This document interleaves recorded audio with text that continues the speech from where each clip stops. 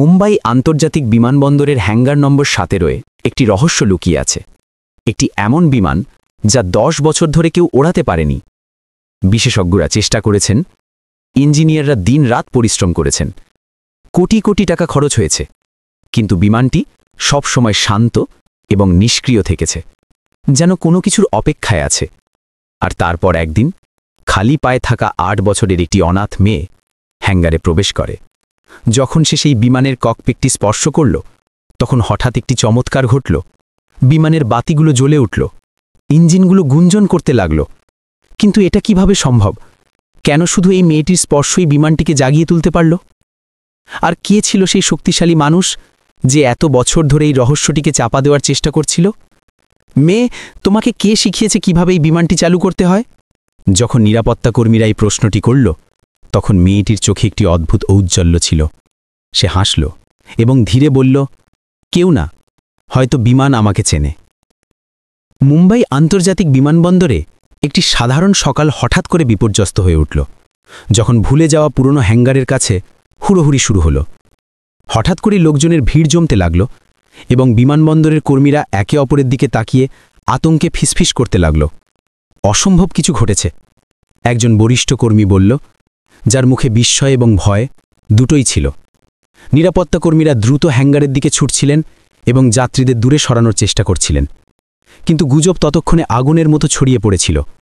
Hanger নম্বর 17-এর দিক থেকে খালি পায়ে থাকা একটি ছোট্ট মেয়েকে দুজন নিরাপত্তা কর্মীর মাঝখান দিয়ে নিয়ে আসা হচ্ছিল। মেয়েটির বয়স মাত্র 8 বা 9 বছর হবে। তার মুখে ভয়ের পরিবর্তে ছিল এক অদ্ভুত শান্তি। তার চোখে একটি উজ্জ্বল্য ছিল, যেন সে এমন কিছু দেখেছে যার কেউ দেখেনি। যখন তাকে ভিড়ের মাঝখান দিয়ে নিয়ে যাওয়া হচ্ছিল, তখনও তার চোখ সেই পুরনো বিমানের দিকেই নিবদ্ধ ছিল, যাকে সেখানকার লোকেরা 10 বছর ধরে অভিশপ্তপ্রাপ্ত বলত। একজন লাইনম্যান তার সঙ্গীকে বলল, সে বিমানটিকে এমনভাবে দেখছে যেন সে এটিকে খুব ভালো করে চেনে। বিমানবন্দরের কর্মীরা একে অপরের কাছ থেকে চোখ ফেরাচ্ছিলেন, যেন তারা কোনো পুরনো গোপন কথা লুকাচ্ছেন।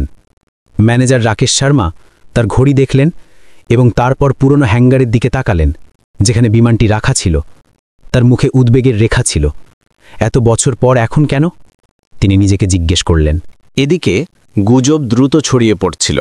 কেউ বলছিল মেয়েটি হ্যাঙ্গারের মধ্যে লুকিয়েছিল, কেউ বলছিল সে একজন স্টোওয়ে।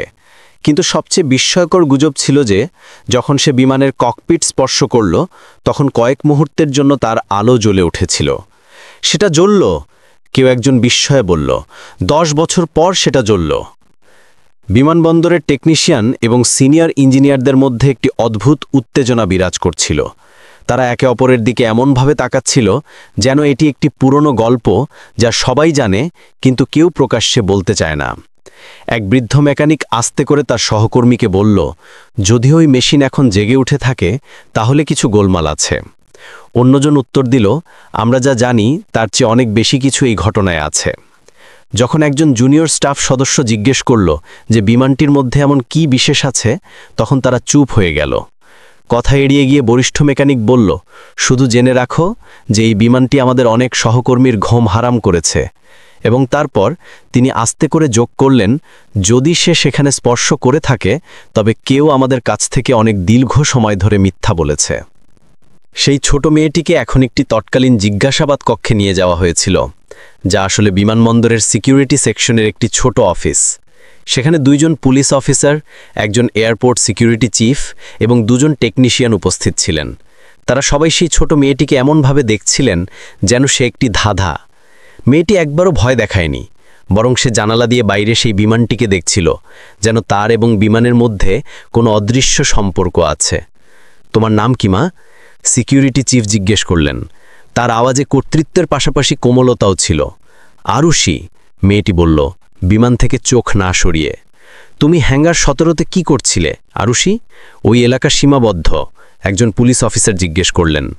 আরুষি ধীরে ধীরে তার চুল কানের পিছনে সরিয়ে বলল, আমি সেখানে আগেও ছিলাম। তার উত্তর রুমে উপস্থিত সবাইকে স্তব্ধ করে দিল। একটি গভীর নীরবতা নেমে এলো, যেন সময় থমকে গেছে। আগেও ছিলে মানে কি? অন্য পুলিশ অফিসারটি তার নোটবুক থেকে চোখ তুলে জিজ্ঞেস করলেন। ওই হ্যাঙ্গার 10 বছর ধরে বন্ধ করে রাখা হয়েছে, তুমি তখন জন্মও নাওনি? আরশি শুধু কাজ ঝাঁকালো এবং আবার বাইরে দেখতে লাগলো। একজন টেকনিশিয়ান যিনি এতক্ষণ চুপ ছিলেন হঠাৎ বলে উঠলেন, সে এমন কিছু করেছে যা আমাদের মধ্যে কেউ 10 বছরেও করতে পারেনি। সে সেই বিমানটিকে জাগিয়ে তুলেছে। সিকিউরিটি চিফ তাকে চুপ থাকতে ইঙ্গিত করলেন, কিন্তু ক্ষতি যা হওয়ার তা হয়ে গেছে। আরুষ হাসল এবং তার হাতের তালু দেখালো যেন তাতে কোনো জাদুকরী শক্তি আছে। আমি শুধু এটিকে অনুভব করতে পারি, সে বলল।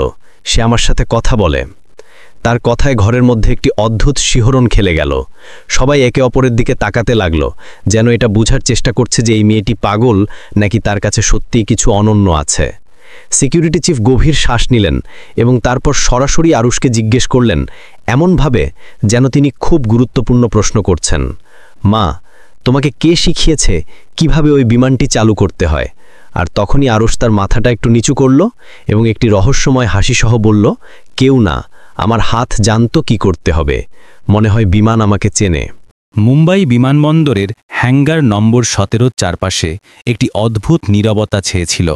এই নীরবতা কেবল শান্তি নয়, বরং একটি অকথিত ভয়ের ছিল যা প্রতিটি কর্মীর হৃদয়ে বাসা বেঁধেছিল। আরুষির কথাগুলো সবার মনে একটি পুরনো স্মৃতি জাগিয়ে তুলেছিল।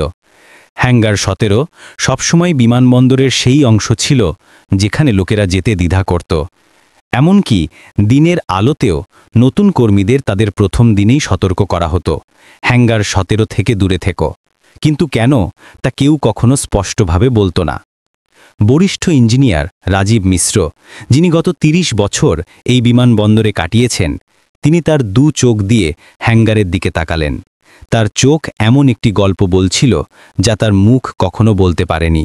10 বছর আগের সেই দিন তিনি ধীরে বললেন, আমাদের মধ্যে কেউ তাকে ভুলতে পারবে না। কিন্তু যখন একজন তরুণ টেকনিশিয়ান জিজ্ঞেস করল যে আসলে কি হয়েছিল, তখন রাজীব শুধু মাথা নাড়লেন এবং বললেন, কিছু কথা অকথিত থাকাই ভালো। হ্যাঙ্গারের বাইরে ভিড় বাড়ছিল। কর্মীদের পাশাপাশি যাত্রীও সেখানে জড়ো হচ্ছিলেন। সবাই জানতে আগ্রহী ছিল যে আসলে কি ঘটছে। বিমানবন্দরের নিরাপত্তা প্রধান সুনীল বর্মা কঠোর আদেশ দিয়েছিলেন যে কেউ যেন হ্যাঙ্গারের আশেপাশে না যায় এবং বিশেষ করে সেই বিমানের কাছে না যায়, পরবর্তী আদেশ না দেওয়া পর্যন্ত। কিন্তু মানুষের স্বভাব হল, যে জিনিসটি নিষেধ করা হয় তার প্রতি কৌতূহল আরও বেড়ে যায়। এটা কি সত্যি যে একটা মেয়ে সেই বিমানটা চালু করে দিয়েছে? একজন যাত্রী অন্যজনকে জিজ্ঞেস করল। আমি শুনেছি যে ওই বিমানটি কোনো আত্মা দ্বারা অনুপ্রাণিত, অন্যজন উত্তর দিল।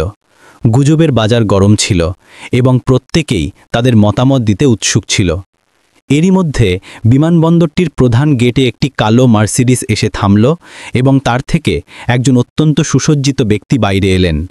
মধ্যবয়সী, অত্যন্ত দামি স্যুট পরা এবং গভীর নজরওয়ালা এই ব্যক্তি সবার দৃষ্টি আকর্ষণ করছিল।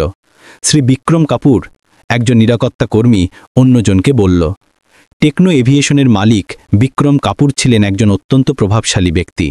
তার কোম্পানি ভারতের বৃহত্তম বিমান সংস্থাগুলোর মধ্যে একটি ছিল এবং তিনি বিমানবন্দরে যে কোনো সময় কোনো পূর্ব ঘোষণা ছাড়াই আসতে পারতেন। কিন্তু আজ তার আগমন আকস্মিক মনে হচ্ছিল না। তিনি বিমানবন্দরে প্রবেশ করার সাথে সাথেই সরাসরি নিরাপত্তা প্রধানকে জিজ্ঞেস করলেন, হ্যাঙ্গার 17-এ কি হচ্ছে? আমাকে তাৎক্ষণিকভাবে সেখানে নিয়ে চলো। বিমানবন্দরের কর্মীদের মুখে ভয় এবং অস্বস্তি স্পষ্ট দেখা যাচ্ছিল।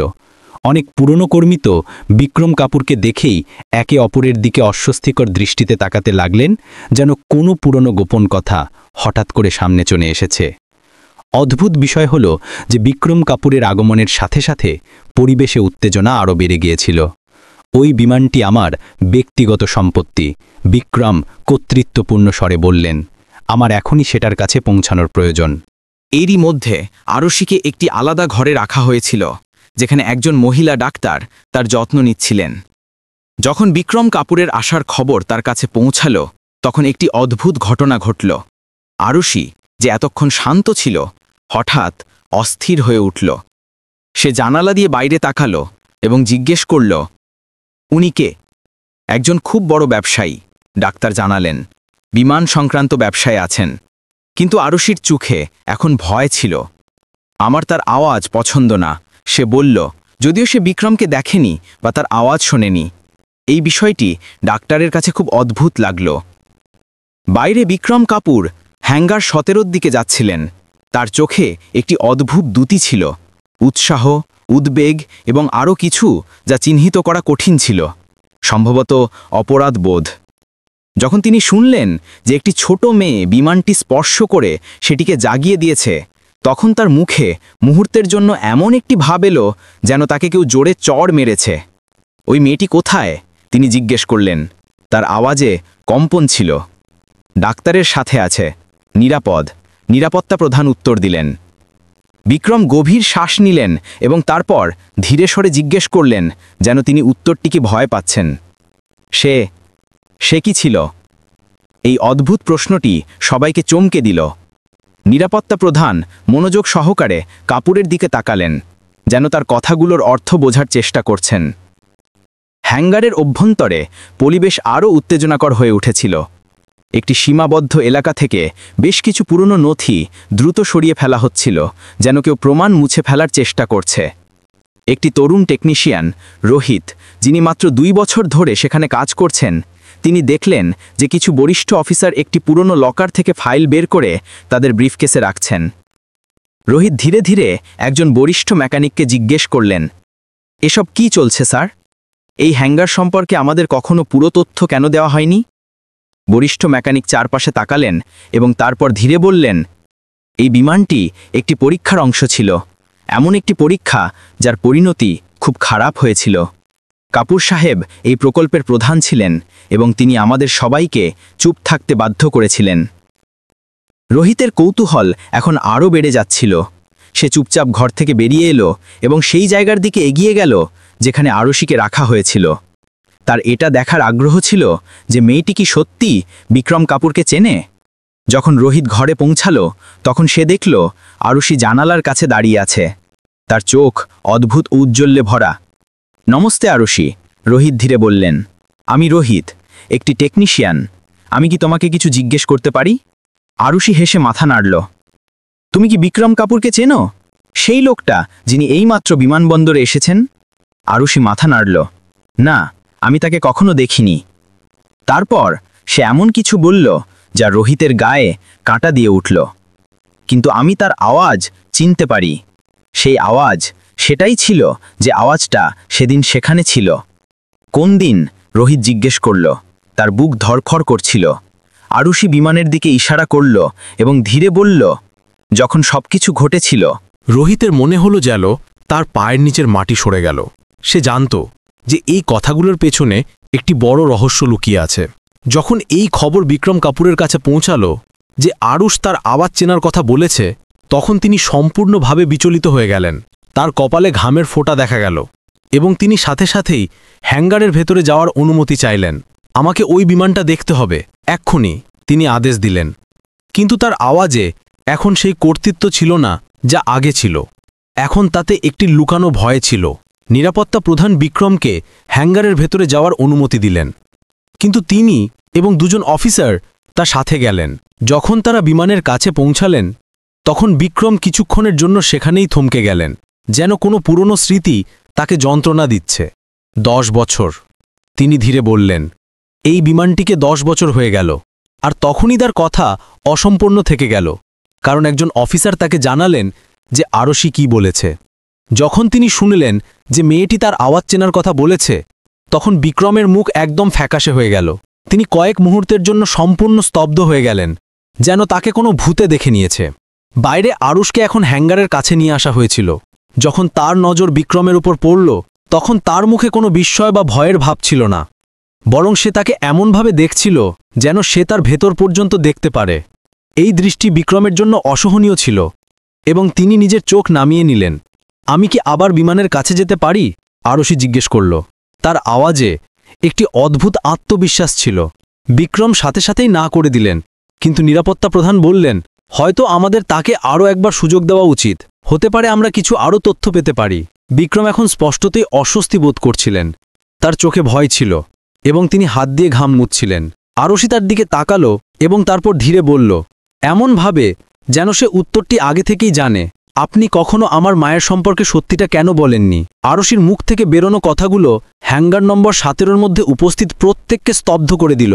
বিক্রম কাপুরের মুখের রং উড়ে গেল এবং তার চোখ বিস্ফারিত হয়ে গেল, যেন তিনি কোনো ভূতে দেখে নিয়েছেন। তার হাত কাঁপতে লাগল এবং তিনি কয়েক কদম পিছিয়ে গেলেন।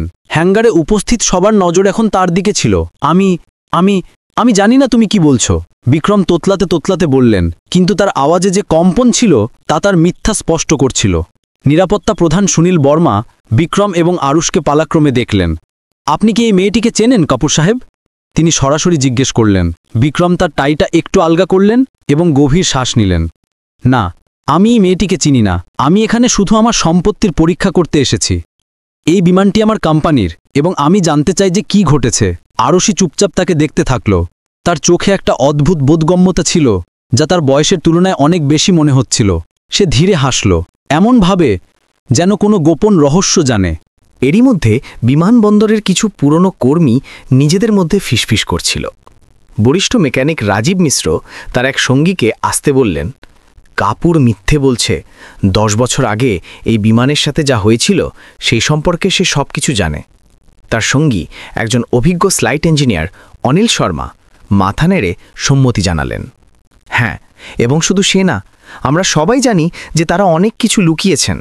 সেই রিপোর্ট যা আমরা 10 বছর আগে তৈরি করেছিলাম তা কখনো সামনে আসেনি। সব কিছু চাপা দেওয়া হয়েছিল। সুনীল বর্মা এই দুজনের কথাবার্তা শুনেছিলেন। তিনি তার দলের একজনকে ইঙ্গিত করলেন এবং আসতে বললেন, আমি চাই যে তুমি এখনই এই বিমান এবং 10 বছর আগের ঘটনা সম্পর্কিত সমস্ত রেকর্ড যাচাই করো। যে কোনো ফাইল, যে কোনো রিপোর্ট, যে কোনো কিছু গুরুত্বপূর্ণ, আমার সব কিছু চাই। অফিসারটি মাথা নেড়ে সঙ্গে সঙ্গেই সেখান থেকে বেরিয়ে গেল। এদিকে বিক্রম কাপুর নিজের আত্মবিশ্বাসের ভঙ্গি ফিরে পাওয়ার চেষ্টা করলেন। এই সবই বেতুকা, তিনি বললেন, নিজের কোটের বোতাম ঠিক করতে করতে। এই বিমানটি একটি বিশেষ প্রকল্পের অংশ ছিল যা কয়েক বছর আগে বন্ধ করে দেওয়া হয়েছিল। আমি জানি না এই মেয়েটি কে বা সে কিভাবে বিমানটি চালু করল, কিন্তু আমি আশ্বস্ত করছি যে এতে কোনো রহস্য নেই। হয়তো কিছু পুরনো ওয়্যারিং শর্ট হয়েছিল ব্যাস। কিন্তু এখন হ্যাঙ্গারের ভেতরে আরও বেশি লোক চলে এসেছিল এবং সবাই বিক্রমের কথায় সন্দেহ করছিল। একজন পুলিশ অফিসার যিনি এইমাত্র এসেছেন তিনি তার নোটবুক বের করলেন এবং বিক্রমকে প্রশ্ন করা শুরু করলেন। কপুর সাহেব, আপনি কি বলতে পারেন যে 10 বছর আগে এই বিমানের সাথে কি হয়েছিল? আমাদের কাছে কোনো রেকর্ড নেই কেন? বিক্রম চোখ ঘোরালেন যেন তিনি এই প্রশ্নে বিরক্ত। এটি একটি সাধারণ কারিগরি ত্রুটি ছিল। বিমানটি একটি নতুন প্রোটোটাইপ ছিল এবং এতে কিছু সমস্যা ছিল। আমরা প্রকল্পটি বন্ধ করে দিয়েছিলাম, ব্যাস, এর বাইরে কিছু না। আর তারপর আপনি এটিকে 10 বছর ধরে এখানেই কেন ফেলে রাখলেন? পুলিশ অফিসার জিজ্ঞেস করলেন। বিক্রম কাপুর উত্তর দিতেই যাচ্ছিলেন যে আরুষির সাথে থাকা ডাক্তার মীরা মাঝখানে বাধা দিলেন। এটা ঠিক না, আমি তখন এখানেই ছিলাম এবং আমি জানি যে এটা শুধু একটি কারিগরি ত্রুটি ছিল না। সবার নজর এখন ডাক্তার মীরার দিকে ছিল। তিনি মুম্বাই বিমানবন্দরের প্রধান মেডিকেল অফিসার ছিলেন এবং 10 বছরেরও বেশি সময় ধরে সেখানে কাজ করছিলেন। আমি সেই রাতে এখানে মেডিকেল ডিউটি দিয়েছিলাম এবং যা ঘটেছিল তা খুব অদ্ভুত ছিল, কিন্তু আমাদের সবাইকে চুপ থাকার নির্দেশ দেওয়া হয়েছিল। বিক্রমের মুখে এখন রাগের পাশাপাশি ভয়ও দেখা যাচ্ছিল। ডাক্তার মীরা, এটা সময় নয়। না বিক্রম, মীরা বললেন। এখন তার আওয়াজে দৃঢ়তা ছিল। 10 বছর অনেক লম্বা সময়। যদি এই মেয়েটি কিছু জানে তাহলে হয়তো এখন সত্যিটা সামনে আসার সময় এসেছে। এরই মধ্যে বিক্রম ধীরে ধীরে বিমানের দিকে এগিয়ে গেল। সে বিমানের পাখা স্পর্শ করতে লাগল, যেন সে কোনো পুরনো বন্ধুর সাথে দেখা করছে। কেউ তাকে থামানোর চেষ্টা করছিল না। সবাই ডাক্তার মীরা এবং বিক্রমের মধ্যেকার উত্তেজনাপূর্ণ পরিবেশে আটকে ছিল। আপনার মনে আছে ডাক্তার মীরা? আরুষি হঠাৎ জিজ্ঞেস করল বিমানের দিকে তাকিয়ে। আপনার মনে আছে আমার মা কেমন দেখতে ছিলেন? মীরার চোখ বিস্ফোরিত হয়ে গেল। তিনি কয়েক সেকেন্ডের জন্য সম্পূর্ণ স্তব্ধ হয়ে দাঁড়িয়ে রইলেন। তারপর ধীরে বললেন, তোমার মা? আমি আদিত্য সিং। আরুষ ধীরে বলল, আমার মায়ের নাম আদিত্য সিং ছিল। তিনি এখানে কাজ করতেন, এই বিমানটিতে। হ্যাঙ্গারে হঠাৎ একটি নীরবতা ছেয়ে গেল। বিক্রম কাপুরের মুখ এখন সম্পূর্ণ ফ্যাকাশে হয়ে গিয়েছিল এবং তিনি শব্দ খুঁজে বের করার চেষ্টা করছিলেন, কিন্তু কিছু বলতে পারছিলেন না। মীরা ধীরে ধীরে আরুষির দিকে পা বাড়ালেন। তিনি মেয়েটির মুখের দিকে মনোযোগ সহকারে দেখলেন, যেন কোনো পুরনো স্মৃতি তাজা করার চেষ্টা করছেন। আমি চিনতাম আদিত্যকে। তিনি অবশেষে বললেন, তিনি একজন প্রতিভাবান ইঞ্জিনিয়ার ছিলেন, এই বিমানের প্রধান ডিজাইনার, কিন্তু তিনি নিখোঁজ হয়ে গিয়েছিলেন 10 বছর আগে। আরুষি বাক্যটি পূর্ণ করল। তার চোখ এখন বিক্রমের দিকে নিবদ্ধ ছিল। সুনীল বার্মা তার ওয়াকিটকি থেকে কিছু আদেশ দিলেন, তারপর বিক্রমের দিকে ফিরলেন। কাপুর সাহেব, আপনি কি আদিত্য সিংকে চিনতেন? বিক্রম অবশেষে তার আওয়াজ ফিরে পেলেন। হ্যাঁ, তিনি আমাদের জন্য কাজ করতেন, একজন প্রতিভাবান ইঞ্জিনিয়ার, যেমন মীরা বলল, কিন্তু তিনি হঠাৎ নিখোঁজ হয়ে গেলেন। আমরা তাকে খুঁজে বের করার অনেক চেষ্টা করেছি, কিন্তু মিথ্যা। আরুষির আওয়াজ, যা এতক্ষণ শান্ত ছিল, হঠাৎ জোরালো হয়ে গেল। আপনি মিথ্যা বলছেন। আপনি আমার মাকে থামিয়েছিলেন, আপনি তাকে যেতে দেননি। বিক্রমের মুখ এখন আরও বিচলিত দেখাচ্ছিল। তুমি জানো না তুমি কি বলছো মেয়ে, তুমি তো তখন জন্মও নাওনি। জন্ম হয়ে গিয়েছিল, মীরা ধীরে বললেন সবাইকে চমকে দিয়ে। আদিত্যের একটি সন্তান ছিল, একটি ছোট মেয়ে, কিন্তু সে এটিকে কখনো আনুষ্ঠানিকভাবে ঘোষণা করেনি। এরই মধ্যে সুনীল বার্মার সহকারী ফিরে এসে তাকে কিছু ফাইল দিল। স্যার, আমরা কিছু পেয়েছি, সে সুনীলকে বলল। বিমানের প্রকল্পের সাথে সম্পর্কিত কিছু পুরনো ডেটাবেস এবং ফাইল, যা মুছে ফেলা হয়েছিল, কিন্তু আমরা সেগুলোকে ব্যাকআপ সার্ভার থেকে পুনরুদ্ধার করেছি। সুনীল ফাইলগুলো দেখতে শুরু করলেন এবং তার মুখে বিস্ময় এবং তারপর রাগের ভাব স্পষ্ট ছিল। এতে আদিত্য সিংয়ের নামসহ আরও অনেক বিবরণ আছে, যা রেকর্ড থেকে গোপন করে দেওয়া হয়েছিল। মীরা ধীরে ধীরে আরুষির হাত ধরলেন। তুমি কিভাবে জানলে মা? তুমি তো খুব ছোট ছিলে। আরুষি বিমানের দিকে তাকালো এবং তারপর বিক্রমের দিকে তাকালো। আমার স্বপ্ন আসে প্রতি রাতে, এই বিমানের স্বপ্ন, আমার মায়ের স্বপ্ন। এবং সে বিক্রমের দিকে তাকালো, তার আওয়াজের স্বপ্ন। হ্যাঙ্গারে উপস্থিত সবাই এখন বিক্রম কাপুরকে দেখছিল। তিনি এখন সম্পূর্ণরূপে ঘিরে থাকা অনুভব করছিলেন। ঠিক আছে, বিক্রম অবশেষে বললেন, নিজের পরাজয় স্বীকার করে। হ্যাঁ, আমি চিনতাম আদিত্যকে। হ্যাঁ, তিনি এই বিমান প্রকল্পের প্রধান ছিলেন। এটি একটি বিশেষ বিমান ছিল, যেখানে অনেক নতুন প্রযুক্তি ব্যবহার করা হয়েছিল। তিনি গভীর শ্বাস নিলেন, কিন্তু কিছু গোলযোগ হয়েছিল এবং সে প্রকল্পটি ছেড়ে যাওয়ার সিদ্ধান্ত নিয়েছিল। আমরা চাইনি যে সে চলে যাক, আমরা আলোচনা করছিলাম, কিন্তু সে হঠাৎ নিখোঁজ হয়ে গেল, ব্যাস। কিন্তু এখন আর কেউ তার কথায় বিশ্বাস করছিল না। আরুষি ধীরে ধীরে বিমানের পাখা থাপড় দিল এবং বিক্রমের দিকে তাকালো। প্রকল্প ছেড়ে যাওয়ার সিদ্ধান্ত। আমার মা কখনো তার কাজ অসম্পূর্ণ রাখেন না। সুনীল ফাইলগুলো থেকে চোখ তুলে বিক্রমের দিকে তাকালেন। এতে লেখা আছে যে এই বিমানে একটি বিশেষ নিয়ন্ত্রণ ব্যবস্থা ছিল, এমন একটি ব্যবস্থা যা সাধারণ উপায়ে কাজ করত না। আপনি কি এ সম্পর্কে কিছু বলতে পারেন? বিক্রম তার গলা পরিষ্কার করলেন, কিন্তু উত্তর দেওয়ার আগেই আরুষি বিমানের সিঁড়ি বেয়ে উঠে গেল এবং ককপিটের দরজার কাছে পৌঁছালো। আরুষি, দাঁড়াও! বিক্রম চিৎকার করে উঠলেন, কিন্তু ততক্ষণে অনেক দেরি হয়ে গিয়েছিল। আরুষি ককপিটের দরজা খুলে ফেলল এবং তার ভেতরে পা রাখার সাথে সাথেই বিমানের ড্যাশবোর্ড জ্বলে উঠল। সবাই আশ্চর্য হয়ে দেখছিল। বিক্রম তার মুখ হাতে লুকালেন, যেন তিনি জানতেন যে এখন সব কিছু শেষ হয়ে গেছে। আরুষি ককপিটে ক্যাপ্টেনের সিটে বসল এবং হেসে বলল, আমি জানি কিভাবে এটাকে ওড়াতে হয়, আমার মা আমাকে শিখিয়েছিলেন। সে কন্ট্রোল প্যানেল স্পর্শ করল এবং বিমানের ইঞ্জিনগুলো ধীরে ধীরে গুঞ্জন করতে লাগল, যেন কোনো গভীর ঘুম থেকে জেগে উঠছে। এটা অসম্ভব, একজন ইঞ্জিনিয়ার ফিসফিস করে বলল। এই বিমানটি 10 বছর ধরে বন্ধ আছে, এর ইঞ্জিন চালু হতে পারে না। মীরা বিক্রমের দিকে তাকালেন, যার মুখ এখন সম্পূর্ণরূপে হার মেনে নেওয়া দেখাচ্ছিল। এর মানে সে সত্যি বলছে, তাই না? আদিত্য এই বিমানে কিছু বিশেষ তৈরি করেছিল। বিক্রম ধীরে ধীরে মাথা নাড়লেন। এখন তার কাছে লুকানোর কিছু ছিল না। হ্যাঁ, তিনি ধীরে বললেন, আদিত্য একটি সিস্টেম তৈরি করেছিল যা কেবল তার এবং সম্ভবত তার রক্তের লোকেদের জন্য প্রতিক্রিয়া করত। এই কারণেই আমরা এটিকে কখনো চালু করতে পারিনি। কিন্তু আমি কখনো ভাবিনি যে... আরুষি ককপিটের ভেতর থেকে তার দিকে তাকালো। তার চোখ এখন বিজয়ের ভাবে জ্বলছিল। আপনি জানেন কেন এই বিমানটি শুধু আমার সাথেই চলে? আরুষির মুখ থেকে বের হওয়া শেষ কথাগুলো হ্যাঙ্গার নম্বর 17-এ একটি বিস্ফোরক নীরবতা ছেড়ে দিয়েছিল। সবাই স্তব্ধ ছিল, যেন সময় থমকে গেছে। বিক্রম কাপুর, যিনি এতক্ষণ তার ক্ষমতা এবং প্রতিপত্তির সাথে প্রতিটি পরিস্থিতি নিয়ন্ত্রণ করে এসেছিলেন, এখন একটি ছোট মেয়ের সামনে সম্পূর্ণরূপে নিঃস্ব এবং অসহায় লাগছিলেন। তার মুখে ঘামের ফোঁটা জ্বলছিল এবং তার শ্বাস দ্রুত হয়ে গিয়েছিল। এটা অবিশ্বাস্য, একজন তরুণ পাইলট ফিসফিস করে বলল। 10 বছর ধরে এই বিমানটিকে চালু করার চেষ্টা করা হয়েছে, আর একটি মেয়ে। হ্যাঙ্গারের কোণে দাঁড়ানো পুরনো কর্মীরা একে অপরের সাথে কথা বলতে লাগল। প্রত্যেকেই তাদের ব্যাখ্যা এবং অনুমান করতে ব্যস্ত ছিল। নিরাপত্তা প্রধান সুনীল বর্মা পুলিশ অফিসারদের ইঙ্গিত করলেন এবং তারা বিক্রম কাপুরের কাছে এগিয়ে গেলেন। শ্রী কাপুর, সুনীল আনুষ্ঠানিকভাবে বললেন, আমার মনে হয় যে আপনাকে আমাদের পুরো কথাটা বলতে হবে, আর নয় সবকিছু।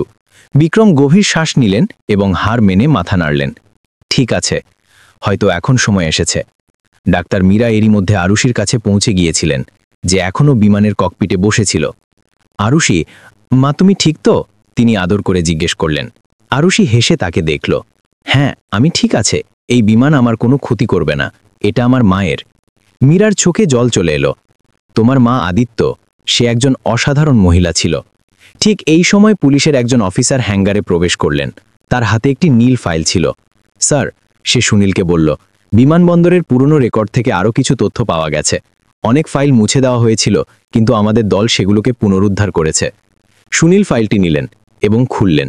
যতদূর সে পড়তে থাকলেন, তার মুখে বিস্ময় এবং তারপর রাগের ভাব আসতে থাকল।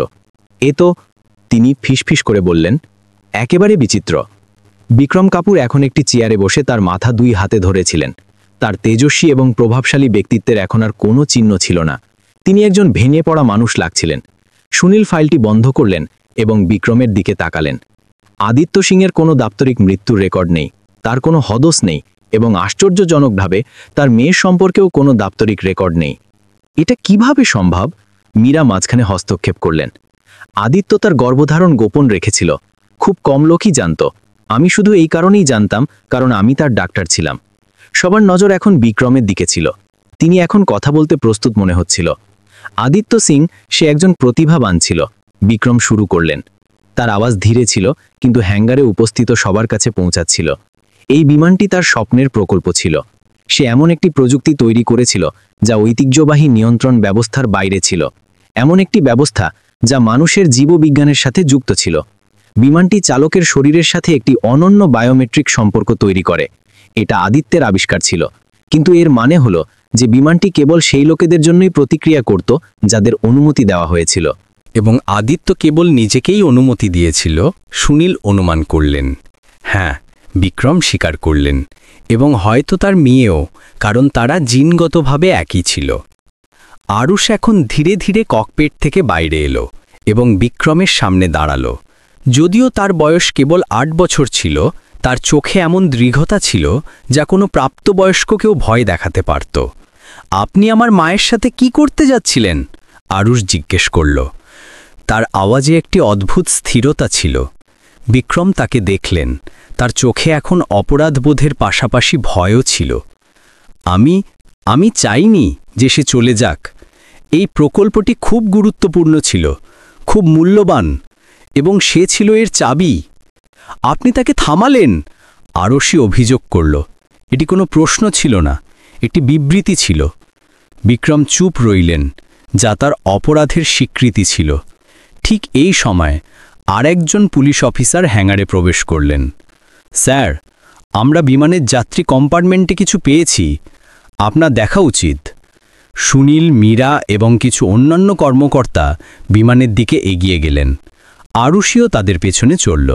বিক্রমকে 2জন পুলিশ অফিসারের সাথে রেখে দেওয়া হলো। বিমানের ভেতরে যাত্রীর কেবিনের পেছনে একটি ছোট কম্পার্টমেন্ট ছিল। পুলিশ সেটি খুলে দিয়েছিল এবং ভেতরে একটি ছোট বাক্স ছিল যার ওপর ধুলোর পুরু স্তর জমা ছিল।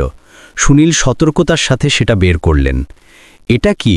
তিনি জিজ্ঞেস করলেন। আরুষি তার হাত বাড়িয়ে দিল। আমার মনে হয় এটা আমার। মীরা এক মুহূর্তের জন্য সুনীলকে দেখলেন এবং তারপর তিনি মাথা নেড়ে অনুমতি দিলেন। মীরা বাক্সটি ধীরে ধীরে আরুষির হাতে তুলে দিলেন। আরুষি সতর্কতার সাথে বাক্সটি খুলল। ভেতরে একটি ছোট বালিশ, একটি ছোট ডায়েরি এবং একটি ফটোগ্রাফের ফ্রেম ছিল, যেখানে একজন যুবতী মহিলার ছবি ছিল। একজন সুন্দরী মহিলা যার চোখ ঠিক আরুষির মতোই ছিল। মা, আরুষ আস্তে করে বলল। তার চোখে জল দেখা গেল। মীরা আরুষির কাঁধে হাত রাখলেন। হ্যাঁ, ইনি আদিত্য। ডায়েরিতে অনেক পাতা ছিল, যেখানে ছবি এবং নোটস ছিল। শেষ পাতাটিতে একটি বার্তা লেখা ছিল, আমার প্রিয় আরুষি, যদি তুমি কখনো এটা পড়ছ তবে জেনে রাখো যে আমি তোমাকে খুব ভালোবাসি। বিমানটি তোমার, এটা সবসময়ই তোমার ছিল। মীরা বার্তাটি পড়লেন এবং তার চোখ আশ্চর্য হয়ে গেল। তিনি জানতেন যে একদিন আরু সেখানে আসবে। এরই মধ্যে সুনীল আরও প্রমাণ সংগ্রহের জন্য তার দলকে বিমানটি পরীক্ষা করার নির্দেশ দিলেন। বিক্রম কাপুরকে এখন একটি আলাদা ঘরে নিয়ে যাওয়া হয়েছিল, যেখানে তিনি আরও জিজ্ঞাসাবাদের মুখোমুখি হচ্ছিলেন। যখন তারা সবাই বিমান থেকে বাইরে এলেন, তখন বিমানবন্দরের কর্মী এবং যাত্রীরা বিস্ময় ভরা চোখে আরুষিকে দেখছিল। গুজব দ্রুত ছড়িয়ে পড়ছিল এবং আদিত্যর মেয়ে এবং জাদুকরী বিমানের মতো শব্দ সবার মুখে মুখে ছিল। মীরা আরুষির চুল আদর করে আছড়ে দিলেন। তুমি এতদিন কোথায় থাকতে মা? আরুষি তার চোখ মুছতে মুছতে উত্তর দিল, মুম্বাইয়ের উত্তর দিকে একটা অনাথ আশ্রমে। সেখানে কেউ জানত না আমি কে, আমিও জানতাম না। কিন্তু তারপর আমার স্বপ্ন আসতে শুরু করলো, এই বিমানের স্বপ্ন, এই জায়গার স্বপ্ন, এবং আমি এখানে চলে এলাম। সুনীল আরুষির গল্পটি মনোযোগ সহকারে শুনলেন। কিন্তু তুমি এখানে পৌঁছালে কিভাবে? বিমানবন্দর একটি সুরক্ষিত এলাকা। আরুষি তার দিকে তাকালো এবং ধীরে হাসল। আমি জানি না, আমি শুধু চলে এলাম, যেন বিমানটি আমাকে ডাকছিল। এই অদ্ভুত ঘটনার পর সবাই বিশ্বাস করতে শুরু করল যে আরুষি এবং এই বিমানের মধ্যে সত্যি কোনো অলৌকিক সম্পর্ক আছে। এরই মধ্যে হ্যাঙ্গারের বাইরে মিডিয়ার লোকেরা জড়ো হতে শুরু করেছিল। গল্পটি দ্রুত ছড়িয়ে পড়ছিল। একজন অনাথ মেয়ে, একটি রহস্যময় বিমান, একজন নিখোঁজ ইঞ্জিনিয়ার এবং একজন শক্তিশালী শিল্পপতি যিনি সবকিছু লুকানোর চেষ্টা করছিলেন। সুনীল তার দলকে নির্দেশ দিলেন, আমি চাই না যে কেউ এই হ্যাঙ্গারে অনুমতিহীন প্রবেশ করুক এবং বিশেষ করে এই বিমানটিকে কেউ স্পর্শও করবে না। মীরা সুনীলকে একপাশে নিয়ে গিয়ে আসতে বললেন, আমাদের আরুষির খেয়াল রাখতে হবে। তার কোনো বাবা মা নেই এবং এখন সে এই সব কিছুর মাঝে আছে। সুনীল সম্মতিতে মাথা নাড়লেন, হ্যাঁ, আমরা তার নিরাপত্তা নিশ্চিত করব। হ্যাঙ্গারে আবার শান্তি নেমে এসেছিল, কিন্তু এটি ছিল একটি অস্থায়ী শান্তি। সবাই জানত যে এটা কেবল শুরু। আরুষি তার মায়ের ডায়েরিটি নিজের বুকের সাথে চেপে ধরল এবং আবার বিমানের দিকে তাকালো। আমি আবার এতে বসতে চাই, সে বলল। মীরা চিন্তিত হয়ে বললেন, এখন না মা, আমাদের আগে আরও তদন্ত করতে হবে। এটা নিরাপদ নাও হতে পারে। এটা আমার জন্য নিরাপদ, আরুষ দৃঢ়তার সাথে বলল। আমার মা এটা আমার জন্যই তৈরি করেছিলেন। সুনীল এবং মীরা একে অপরের দিকে তাকিয়ে দ্বিধায় পড়লেন। তখনই রোহিত, সেই তরুণ টেকনিশিয়ান যিনি এখনও বিমানটি পরিদর্শন করছিলেন, হঠাৎ বাইরে বেরিয়ে এলেন। আপনাদের সবাইকে এটা দেখা উচিত, সে বলল। তার আওয়াজে একটি অদ্ভুত উত্তেজনা ছিল। ককপিটের নিচে একটি বিশেষ কম্পার্টমেন্ট আছে, এমন একটি যা আমরা আগে কখনো খুলতে পারিনি। সবাই আবার বিমানের দিকে এগিয়ে গেলেন। রোহিত তাদের ককপিটের নিচে একটি ছোট ডিজিটাল প্যানেলের কাছে নিয়ে গেলেন। এটি একটি বায়োমেট্রিক স্ক্যানার, সে জানালো। আমার মনে হয় এটি আদিত্যর ডিএনএর জন্য সেট করা হয়েছে, অথবা হয়তো। সুনীল আরুষির দিকে তাকালেন, তুমি কি এটা চেষ্টা করতে চাও? আরুষি মাথা নাড়ল। সে ধীরে ধীরে এগিয়ে গেল এবং স্ক্যানারের উপর তার হাত রাখল। এক মুহূর্তের জন্য কিছুই হলো না। তারপর হঠাৎ প্যানেলটি সবুজ রঙে জ্বলে উঠল এবং একটি ছোট দরজা খুলে গেল। ভিতরে একটি ফোল্ডার ছিল, যার উপর লেখা ছিল প্রজেক্ট ফিনিক্স কনফিডেন্সিয়াল। সুনীল সতর্কতার সাথে সেটা বের করলেন এবং খুললেন। ভিতরে ছিল জটিল ডায়াগ্রাম এবং নোট সহ একগাদা কাগজ। এগুলো তো... সুনীলের আওয়াজ ধীরে হয়ে গেল যখন তিনি পড়ছিলেন। এগুলো তো বিমানের প্রোটোটাইপের মূল নকশা, এবং এতে এমন কিছু আছে যা কেউ দেখেনি। মীরা ফোল্ডারটি হাতে নিয়ে দেখতে শুরু করলেন। যত তিনি পড়ছিলেন তার মুখ বিস্ময়ে ভরে গেল। এটা অবিশ্বাস্য। আদিত্য এমন একটি প্রযুক্তি তৈরি করেছিলেন যা বিমান শিল্পকে চিরতরে বদলে দিত। আরুষি দরজার ভিতরে আরও দেখল। সেখানে একটি ছোট বাক্স ছিল, তার উপর তার নাম লেখা ছিল। সে সেটা বের করে খুলল। ভিতরে একটি চিঠি ছিল, তার মায়ের স্বাক্ষর সহ। আমার প্রিয় আরুষি। আরুষি ধীরে ধীরে পড়া শুরু করল। যদি তুমি এটা পড়ছো তাহলে আমি তোমার সাথে নেই, কিন্তু আমি চাই যে তুমি জানো যে এই বিমানে একটি রহস্য লুকিয়ে আছে, এমন একটি রহস্য যা কেবল তুমিই খুলতে পারো। আরুষ সুনীল এবং মীরার দিকে তাকালো। তার চোখে জল ছিল, কিন্তু একই সাথে একটি নতুন কৌতূহলও ছিল। আমি জানি তিনি কোথায়, সে বলল। আমার মা কোথায়? আরুষের শেষ কথাগুলো হ্যাঙ্গার নাম্বার 17-এ উপস্থিত প্রত্যেককে স্তব্ধ করে দিল। আমার মা কোথায়? এই শব্দটি বাতাসে ভেসে বেড়াতে লাগল, যেন সময় থমকে গেছে। ডক্টর মীরা, নিরাপত্তা প্রধান সুনীল বর্মা এবং অন্যান্য সব অফিসার বিস্ময় এবং অবিশ্বাসে ভরা চোখে একে অপরের দিকে তাকাতে লাগলেন। বিক্রম কাপুর, যাকে এখন একটি আলাদা ঘরে রাখা হয়েছিল, তার চোখে এখন শুধু পরাজয় আর ভয় ছিল। কি বলছো মা? মীরা ধীরে ধীরে আরুষকে জিজ্ঞেস করলেন। তার স্বর কোমল ছিল, কিন্তু তাতে সন্দেহের ঝলক ছিল। তোমার মা, তিনি 10 বছর ধরে নিখোঁজ। আরুষি তার মায়ের ডায়েরিটি বুকের সাথে চেপে ধরল এবং তারপর বিমানের ভেতরের বিশেষ কম্পার্টমেন্টের দিকে ইশারা করল। এতে আরও কিছু আছে, সে বলল। একটি বিশেষ জায়গা যেখানে শুধু আমিই পৌঁছাতে পারি। সুনীল কিছুক্ষণ ভাবলেন এবং তারপর তার দলকে ইঙ্গিত করলেন। ঠিক আছে, আমরা দেখব, কিন্তু সতর্কতার সাথে এগোতে হবে। এই বিমানটি এখনও একটি রহস্য। হ্যাঙ্গারের বাইরে এখন ভিড় বাড়তে শুরু করেছিল। মিডিয়ার পাশাপাশি এভিয়েশন অথরিটির কর্মকর্তারাও পৌঁছে গিয়েছিলেন। সবাই জানতে চাইছিল যে আসলে কি ঘটছে। আরুষির গল্প এখন গুজব এবং অনুমানের সাথে দ্রুত ছড়িয়ে পড়ছিল। বিক্রম কাপুর, যাকে এখন একটি আলাদা ঘরে রাখা হয়েছিল, তিনি তার আইনজীবীকে ফোন করেছিলেন। তিনি তখনও কিছু লুকোনোর চেষ্টা করছিলেন, কিন্তু সত্যিটা ধীরে ধীরে সামনে আসছিল। ওই কম্পার্টমেন্ট, আরুষি আবার বলল। আমার মা আমাকে স্বপ্নে এর সম্পর্কে বলেছেন। তার কথাগুলোতে একটি অদ্ভুত দৃঢ়তা ছিল, যা তার বয়সের তুলনায় অনেক পরিমক্ষ মনে হচ্ছিল। সুনীল এবং মীরা আরও একবার একে অপরের দিকে তাকালেন। 8 বছরের একটি মেয়ের মুখ থেকে এমন কথা শোনা অদ্ভুত ছিল, কিন্তু আজকের দিনে সব ঘটনার পরে এখন আর কিছুই অসম্ভব লাগছিল না। ঠিক আছে, সুনীল বললেন, আমরা তোমাকে সেখানে যেতে দেব, তবে আমি এবং ডক্টর মীরা তোমার নিরাপত্তার জন্য তোমার সাথে থাকব। আরুষি হেসে মাথা নাড়ল এবং আবার বিমানের দিকে এগিয়ে যেতে লাগল। সবাই তার পিছনে চলল, প্রত্যেকের মুখে কৌতূহল এবং একটু ভয়ও ছিল। বিমানের ভেতরে আরুষি সরাসরি ককপিটের দিকে গেল। সে ক্যাপ্টেনের সিটে বসল এবং ড্যাশবোর্ডকে একটি বিশেষ উপায়ে স্পর্শ করল, যেন সে এটি বহু বছর ধরে জানে। হঠাৎ ককপিটের মেঝেতে একটি ছোট প্যানেল খুলে গেল। এটা তো রোহিত, যে তখনও সেখানেই ছিল, বিস্ময়ে বলে উঠল। আমরা কখনো এই প্যানেলের কথা জানতাম না। এটা কোনো ব্লুপ্রিন্টেও নেই। আরুষি প্যানেলের ভেতরে হাত দিল এবং একটি ছোট ডিজিটাল ডিভাইস বের করল, যা কোনো পুরনো পেজারের মতো দেখতে ছিল। তাতে একটি ছোট স্ক্রিন এবং কিছু বোতাম ছিল। এটা কি? মীরা জিজ্ঞেস করলেন। এখন তার আওয়াজেও কৌতূহল ছিল। আরুষি ডিভাইসটি তার হাতের তালুতে রাখল এবং সেটাকে আদর করে দেখল। এটা একটি ট্র্যাকার, সে বলল। আমার মা এটা এখানে লুকিয়েছিলেন। তিনি জানতেন যে একদিন আমি এটাকে খুঁজে বের করব। সুনীল ডিভাইসটি দেখলেন, তার চোখ সন্দিগ্ধ ছিল। এটা কি এখনো কাজ করবে? 10 বছর অনেক লম্বা সময়। এটা কাজ করবে, আরুষি দৃঢ়তার সাথে বলল, এবং তারপর সে একটি বোতাম চাপল। মুহূর্তের মধ্যে ডিভাইসটি স্ক্রিন জ্বলে উঠল এবং তাতে একটি মানচিত্র দেখা যেতে লাগল, যার ওপর একটি লাল বিন্দু ধীরে ধীরে জ্বলছিল। তো মীরার শ্বাস দ্রুত হয়ে গেল। একটি সিগন্যাল। হ্যাঙ্গারে দাঁড়ানো সবাই এখন ককপিটের দিকে দেখছিল। সবাই জানতে আগ্রহী ছিল যে কি ঘটছে। আরুষি, যার চোখে এখন আসার এক নতুন কিরণ জ্বলছিল, সে ডিভাইসটি সবাইকে দেখালো। এটা কেরালা। রোহিত মানচিত্রটি চিনতে পেরে বলল, দক্ষিণ কেরালার কোনো জঙ্গলের মধ্যে একটা জায়গা। সুনীল এখন কঠোর ভঙ্গি নিলেন এবং তার ওয়াকিটকি দিয়ে তার দলকে নির্দেশ দিতে লাগলেন।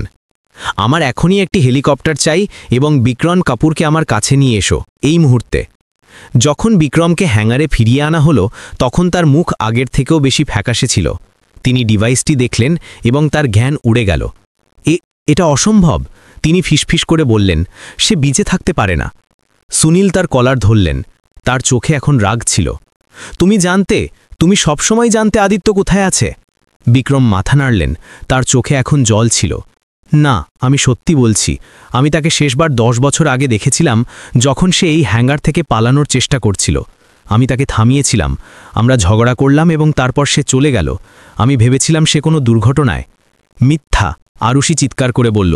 তার আওয়াজে এখন আক্রোশ ছিল। আপনি মিথ্যা বলছেন। আপনি তাকে আটকে রেখেছেন, তাই না? আপনি তাকে এই বিমানের রহস্যের কারণে কোথাও বন্দি করে রেখেছেন। বিক্রমের মুখে এখন ভয় এবং বিস্ময়ের ভাব ছিল। না, তিনি তার কথা হারিয়ে ফেলছিলেন। সুনীল বিক্রমকে ছাড়লেন এবং তার দলের দিকে ফিরলেন। আমি চাই যে বিক্রম কাপুরের সমস্ত সম্পত্তির, বিশেষ করে কেরালার, তদন্ত করা হোক, এখনই। হ্যাঙ্গারের বাইরে হেলিকপ্টারের শব্দ শোনা যেতে লাগল। সুনীল মীরা এবং আরুষির দিকে তাকালেন। আমরা যাবার জন্য প্রস্তুত। তুমি ঠিক আছো আরুষি? আরুষি তার মায়ের ডায়েরিটি বুকের সাথে চেপে ধরল এবং দৃঢ়তার সাথে মাথা নাড়ল। হ্যাঁ, আমি প্রস্তুত। আমি আমার মায়ের সাথে দেখা করার জন্য 10 বছর ধরে অপেক্ষা করছি। সুনীল আরুষির দিকে দেখলেন। তার মুখে এখন চিন্তার ভাব ছিল। মা, আমরা এখনও জানি না যে সেখানে কি পাওয়া যাবে। হতে পারে আমার মা সেখানেই আছেন। আরুষি মাঝখানে বলে উঠল। তার চোখে একটি অদ্ভুত বিশ্বাস ছিল। আমি জানি, আমি অনুভব করতে পারি। মীরা আরুষির হাত ধরলেন এবং সুনীলকে ইঙ্গিত করলেন, চলো, দেরি না করি। তারা 3 জন হ্যাঙ্গার থেকে বাইরে এলেন, যেখানে একটি পুলিশ হেলিকপ্টার তাদের জন্য অপেক্ষা করছিল। বিক্রমকেও তাদের সাথে যেতে বাধ্য করা হলো। সে এখন সম্পূর্ণভাবে ভেঙে পড়েছিল। তার মুখে কেবল পরাজয় এবং ভয় ছিল। এরই মধ্যে বিমানবন্দরে আরও অনেক পুলিশ অফিসার পৌঁছে গিয়েছিলেন এবং তদন্ত দ্রুত চলছিল। বিক্রম কাপুরের কোম্পানির অনেক বরিষ্ঠ অফিসারকেও জিজ্ঞাসাবাদের জন্য ডাকা হয়েছিল। ধীরে ধীরে একটি বড় ষড়যন্ত্রের ইঙ্গিত পাওয়া যেতে লাগল। হেলিকপ্টারে আরুষ তার হাতে ট্র্যাকারটি শক্ত করে ধরেছিল। তার চোখ এখন আকাশে ছিল, যেন সে তার মায়ের সাথে কথা বলছে। এটা অবিশ্বাস্য। মীরা ধীরে ধীরে সুনীলকে বললেন, যদি আদিত্য সত্যিই জীবিত থাকে, তবে এত বছর ধরে সে কোথায় ছিল এবং কেন? সুনীল গভীরভাবে মাথা নাড়লেন। আমার মনে হয় এর উত্তর আমরা শীঘ্রই পেয়ে যাব। বিক্রম, যিনি এখন চুপ ছিলেন, হঠাৎ কথা বলতে শুরু করলেন। আদিত্য একজন প্রতিভাবান ইঞ্জিনিয়ার ছিল। সে এমন প্রযুক্তি তৈরি করেছিল যা দুনিয়াকে বদলে দিতে পারত, কিন্তু সে এটা ছেড়ে যেতে চাইছিল। আর সে এটা নিয়ে যেতে চাইছিল, আর আপনি তাকে থামিয়েছিলেন, সুনীল অভিযোগ করলেন। বিক্রম ধীরে ধীরে মাথা নাড়লেন। হ্যাঁ, আমি তাকে থামিয়েছিলাম। আমি তার কাজ নিজের কোম্পানির নামে পেটেন্ট করাই, তার অনুমতি ছাড়াই। যখন সে প্রতিবাদ করল, তখন আমি তাকে হুমকি দিলাম। মীরা ঘৃণা ভরে বিক্রমকে দেখলেন। আর তারপর কি হলো? বিক্রম চোখ বন্ধ করে নিলেন, যেন তিনি তার স্মৃতিগুলো থেকে বাঁচতে চাইছিলেন। সেই রাতে আমরা ঝগড়া করলাম এবং সে পালিয়ে গেল। আমি আমার লোকেদের তাকে খুঁজে বার করার জন্য পাঠালাম, কিন্তু সেই নিখোঁজ হয়ে গেল। আমি ভেবেছিলাম সে মারা গেছে। আর আর আরুষ? মীরা জিজ্ঞেস করলেন। তার স্বর এখন আরও কঠোর হয়ে গেল। আমি তার সম্পর্কে কিছুই জানতাম না, বিক্রম বললেন।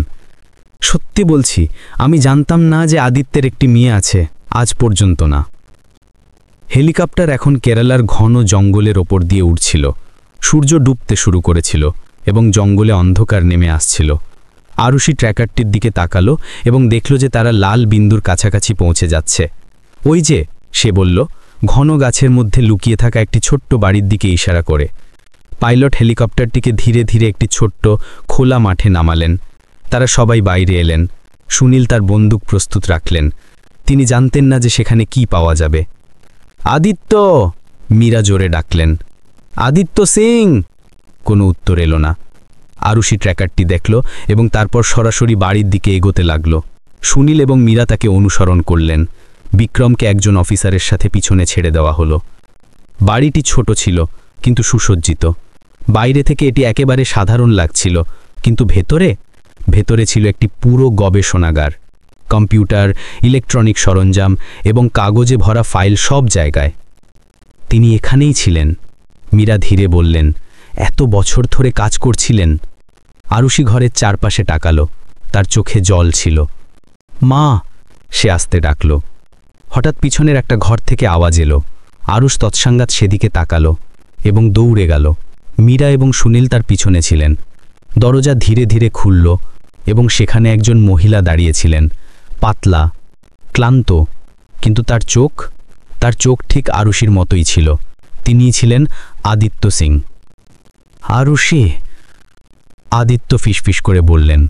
তার আওয়াজ কাঁপছিল। আমার বাচ্চা, তুমি এখানে কিভাবে? আরুষি দৌড়ে গিয়ে তার মাকে জড়িয়ে ধরল। দুজনের চোখে এখন জল বইছিল। মা, আমি আপনাকে খুঁজে পেয়েছি, যেমন আপনি বলেছিলেন। বিমানের ভেতরে আপনি লুকিয়ে রেখেছিলেন। আদিত্য তার মেয়েকে শক্ত করে জড়িয়ে ধরলেন, যেন তিনি তাকে কখনো ছাড়তে চান না। আমি জানতাম যে একদম তুমি আসবে। মীরা এবং সুনীল আবেগপ্রবণ হয়ে পড়েছিলেন। এই মিলন দেখে তাদের চোখেও জল এসে গিয়েছিল। সুনীল ধীরে ধীরে কাশলেন এবং নিজের উপস্থিতির অনুভূতি দিলেন। আদিত্য সিং, আমরা মুম্বাই পুলিশ থেকে এসেছি। আমাদের আপনাকে অনেক কিছু বলার আছে এবং হয়তো আপনার কাছেও আমাদের জন্য অনেক কিছু থাকবে। আদিত্য তার মেয়েকে এখনও ধরে রেখে সুনীলের দিকে তাকালেন। তার চোখে এখন ভয়ের পাশাপাশি দৃঢ়তাও ছিল। বিক্রম, সে কোথায়? সে বাইরে, মীরা বললেন, আটক অবস্থায়। আদিত্য স্বস্তির নিঃশ্বাস নিলেন। আর আমার বিমান, সেটা কি এখনও? হ্যাঁ, আরশি তার মায়ের দিকে তাকিয়ে হেসে বলল, আমি সেটাকে জাগিয়ে দিয়েছি, যেমন আপনি আমাকে শিখিয়েছিলেন। আদিত্য তার মেয়ের চুল আদর করে আঁচকে দিলেন। তার চোখে ভালোবাসা এবং গর্ব ছিল। আমি জানতাম যে তুমি পারবে, এই কারণেই আমি তোমার জন্য সেই বিশেষ জায়গায় সেই ট্র্যাকারটি লুকিয়ে রেখেছিলাম। তারপর তিনি সুনীলের দিকে ফিরলেন। আপনি জানেন, সেই বিমানে একটি বিশেষ কম্পার্টমেন্ট আছে, এমন একটি যা আমি এবং আমার মেয়ে ছাড়া আর কেউ খুলতে পারে না। কেরালার ঘন জঙ্গলে লুকিয়ে থাকা সেই ছোট বাড়িতে আদিত্য এবং আরুষির মিলন ছিল আবেগপূর্ণ।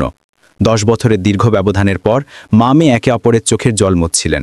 সুনীল এবং মীরা তাদের কিছু সময় একা ছেড়ে দিলেন, যখন তারা বাইরে গিয়ে তাদের দলকে পরিস্থিতি সম্পর্কে অবহিত করতে লাগলেন। বিক্রম কাপুরকে এখন দুজন পুলিশ অফিসার ঘিরে রেখেছিলেন। তার মুখ ফ্যাকাশে হয়ে গিয়েছিল এবং তিনি ক্রমাগত ঘাম মুছছিলেন। যখন তিনি আদিত্যকে জীবিত দেখলেন, তখন তার পায়ের নিচের মাটি সরে গেল। আদিত্য, তুমি জীবিত? আদিত্য বিক্রমকে দেখলেন। তার চোখে 10 বছরের যন্ত্রণা এবং ক্রোধ ঝিলিক দিচ্ছিল। হ্যাঁ বিক্রম, আমি জীবিত, তোমার সবচেয়ে খারাপ ভয়ের মতো। সুনীল মাঝখানে হস্তক্ষেপ করলেন। এখন আমাদের সব সত্যি জানতে হবে। মিসেস সিং, আপনি কি আমাদের বলতে পারেন যে 10 বছর আগে কি হয়েছিল? আদিত্য আলুষিকে নিজের কাছে টানলেন এবং গভীর শ্বাস নিলেন। হ্যাঁ, মনে হয় এখন সময় এসেছে। তারা সবাই আবার ঘরের ভেতরে গেলেন।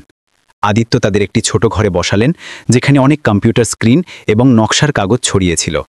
আমি একটি বিশেষ সিস্টেম তৈরি করেছিলাম, আদিত্য শুরু করলেন। তার আওয়াজ ধীরে ধীরে শক্তিশালী হতে লাগল। এমন একটি সিস্টেম যা বিমান নিয়ন্ত্রণ করার একটি একেবারে নতুন পদ্ধতি ছিল, বায়োমেট্রিক এবং নিউরাল ইন্টারফেসের মিশ্রণ। বিমানটি পাইলটের চিন্তাভাবনা এবং শারীরিক সংকেত অনুযায়ী প্রতিক্রিয়া করত। সুনীল এবং মীরা মনোযোগ সহকারে শুনলেন, আর আরুষি তার মায়ের প্রতিটি শব্দ শোষণ করছিল। আমি এই প্রযুক্তির ওপর বছরের পর বছর কাজ করেছিলাম, এবং যখন এটি সম্পূর্ণ হল, তখন বিক্রম কাপুরের ক্ষমতা দেখলেন এবং তিনি এটাকে অস্ত্র বানাতে চাইলেন। বিক্রম, যিনি এখনও চুপ ছিলেন, মাথা নিচু করে নিলেন। প্রকল্পটি শুরুতে একটি বেসামরিক বিমান চলাচল গবেষণা ছিল, আদিত্য ব্যাখ্যা করলেন। কিন্তু বিক্রম এটাকে মারিক ব্যবহারের জন্য বিক্রি করার পরিকল্পনা করেছিলেন। এমন একটি বিমান যা কেবল স্পেশাল পাইলটদের দ্বারাই ওড়ানো যেতে পারত, একটি অভেদ্য অস্ত্র। আদিত্য ঘরের কোণে রাখা একটি ফাইল বের করলেন এবং সুনীলকে দিলেন। এগুলোই সব প্রমাণ, বিক্রমের ইমেল, মিটিং রেকর্ড, সবকিছু। সুনীল ফাইলটি খুললেন এবং কাগজগুলো দেখতে শুরু করলেন। তার মুখ প্রতিটি পাতার সাথে আরও গম্ভীর হতে লাগল। 10 বছর আগে যখন আমি প্রতিবাদ করলাম, আদিত্য চালিয়ে গেলেন, বিক্রম আমাকে হুমকি দিল। তিনি বললেন যে তারা আমার কাজ নিজের নামে পেটেন্ট করিয়ে নেবে, এবং যখন আমি এর বিরোধিতা করলাম, তখন তিনি আমাকে বললেন যে আমার সুরক্ষা তাদের হাতে। মীরা ঘৃণা ভরে বিক্রমকে দেখলেন। এই কারণেই আপনি পালিয়ে গিয়েছিলেন? আদিত্য সম্মতিসূচক মাথা নাড়লেন। আমি জানতাম যে তারা আমাকে চুপ থাকতে দেবে না। আমি আমার মেয়েকে লুকিয়ে রাখলাম এবং তারপর সেই বিমানে কিছু পরিবর্তন করলাম, যাতে সেটি কেবল আমার বা আমার মেয়ের ডিএনএতে প্রতিক্রিয়া করে। আমি আরশিকে নিয়ে পালিয়ে যেতে চেয়েছিলাম, কিন্তু আমি এসেছিলাম, বিক্রম শেষ পর্যন্ত বললেন। তার আওয়াজ কাঁপছিল। আমি এবং আমার নিরাপত্তা কর্মীরা, আমরা তাকে থামিয়েছিলাম। আরুষির চোখে জল এসে গেল। মা, আপনি আমাকে ছেড়ে দিলেন? আদিত্য তার মেয়ের গাল ছুলেন। তার চোখে যন্ত্রণা ছিল। না আমার জান, কখনো না। আমি তোমাকে নিরাপদ রাখার জন্য আমার বন্ধু নিতার কাছে লুকিয়ে রেখেছিলাম, কিন্তু যখন বিক্রমের লোকেরা আমার পিছনে এলো, তখন আমাকে তোমাকে পিছনে রেখে আসতে হলো। আমি জানতাম যে যদি আমি ফিরে আসি, তবে তারা তোমাকেও বিপদে ফেলবে। আদিত্য আরশির মাথা নিজের বুকের সাথে চেপে ধরলেন। আমি বিমানে একটি বিশেষ কম্পার্টমেন্ট তৈরি করেছিলাম, কেবল আমাদের জন্য। আমি সেখানে সংকেত রেখেছিলাম, যাতে তুমি যখন বড় হবে তখন আমাকে খুঁজে বের করতে পারো। সুনীল ফাইল থেকে চোখ তুললেন। এসব খুবই গুরুতর শ্রী কপুর। এটা শুধু প্রতারণা এবং হুমকি নয়, এটা জাতীয় নিরাপত্তার বিষয়। বিক্রম চোখ বন্ধ করে নিলেন। আমি মানছি, আমি ভুল করেছি, কিন্তু আমি ভেবেছিলাম যে আদিত্য মারা গেছে। আমি তার মেয়ের সম্পর্কে জানতাম না। আদিত্য ঘরের অন্য একটি অংশের দিকে ইশারা করলেন, যেখানে আরও কম্পিউটার এবং সরঞ্জাম ছিল। এই 10 বছরে আমি আমার কাজ চালিয়ে গেছি। আমি প্রযুক্তিটিকে আরও উন্নত করেছি। এখন এটি শুধু বিমানের জন্য নয়, এটি চিকিৎসা, শিক্ষা, এমনকি পরিবেশ রক্ষার জন্যও ব্যবহার করা যেতে পারে। আরুষ তার মায়ের দিকে তাকালো। তার চোখে এখন গর্ব ছিল।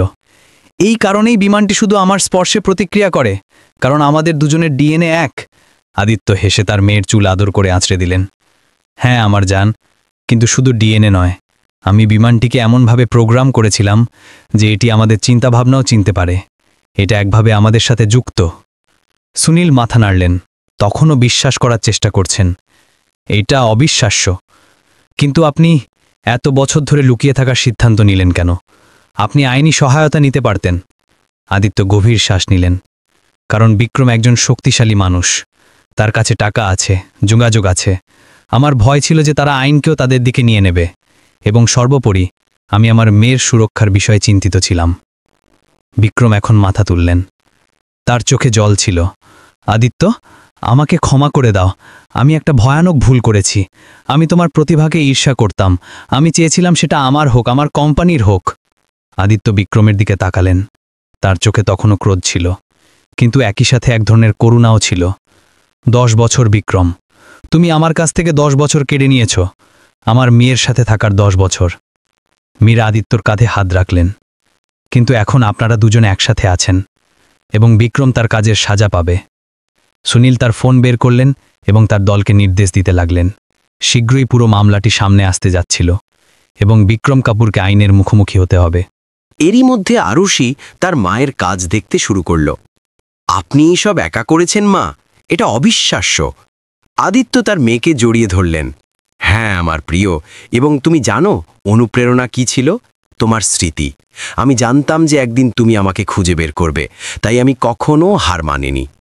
সুনীল তার ফোন রেখে বললেন, মিসেস সিং, একটি হেলিকপ্টার আপনাকে এবং আরুষিকে মুম্বাই ফিরিয়ে নিয়ে যাওয়ার জন্য আসছে। আপনার কাজ সুরক্ষিত রাখার জন্য একটি বিশেষ দল এখানে থাকবে। আদিত্য হেসে মাথা নাড়লেন। ধন্যবাদ ইন্সপেক্টর, কিন্তু আপনি কি আমাকে এবং আরুষকে কিছু সময় একা দিতে পারেন? আমাদের একে অপরের সাথে অনেক কথা বলার আছে। সুনীল এবং মীরা বুঝতে পেরে মাথা নাড়লেন এবং বাইরে চলে গেলেন। বিক্রমকেও তাদের সাথে নিয়ে গেলেন। আদিত্য এবং আরুষ এখন একা ছিলেন। আদিত্য তার মেয়ের মুখ দুহাতে ধরলেন এবং তার মুখের দিকে মনোযোগ সহকারে দেখলেন। তুমি কত বড় হয়ে গেছ, তিনি বললেন। তার চোখে ভালোবাসা ছিল। তুমি জানো, আমি প্রতি রাতে তোমার স্বপ্ন দেখেছি। আরুষি তার মায়ের হাত নিজের হাতে নিল। আমিও মা, আমার আপনার মুখের স্মৃতি ছিল না, কিন্তু আমি সবসময় জানতাম যে আপনি কোথাও আছেন, আমাকে খুঁজে বার করার জন্য অপেক্ষা করছেন। আর তুমি আমাকে খুঁজে পেয়েছ। আদিত্য হেসে বললেন, তুমি বিমানটিকে জাগিয়ে তুলেছ, যেমনটা আমি আশা করেছিলাম। আরুষি বিস্ময়ে জিজ্ঞেস করল, কিন্তু আপনি তো আমাকে কখনো শেখাননি। আমি কিভাবে জানলাম যে কি করতে হবে? আদিত্য তার মেয়ের কপাল ছুঁলেন। কারণ আমার প্রিয়, আমাদের মধ্যে একটি বিশেষ বন্ধন আছে, সেই একই বন্ধন যা আমি বিমানে প্রোগ্রাম করেছিলাম। তোমার মস্তিষ্ক, তোমার শরীর, তারা জানতো কি করতে হবে, কারণ সেটা আমার মতোই।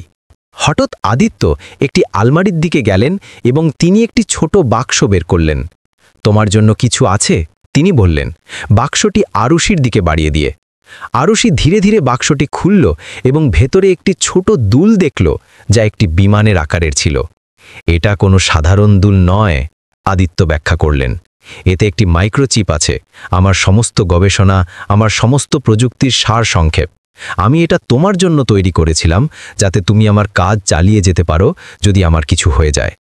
আরুষি বিস্ময়ে দুলটির দিকে তাকালো। এর মানে এটা বিমানের সাথেও যুক্ত হবে? আদিত্য হেসে মাথা নাড়লেন। হ্যাঁ, এবং তার থেকেও বেশি, এটা তোমাকে সেই সমস্ত তথ্য দেবে যা আমি এই 10 বছরে সংগ্রহ করেছি। আরুষি দুলটি তার গলায় পড়ল এবং তার মাকে আবার জড়িয়ে ধরল। মা, আমরা এখন কখনো আলাদা হব না, তাই না? আদিত্য তার মেয়ের চুল আদর করে আঁচড়ে দিলেন। না আমার জান, কখনো না। এখন আমরা সব সময় একসাথে থাকব।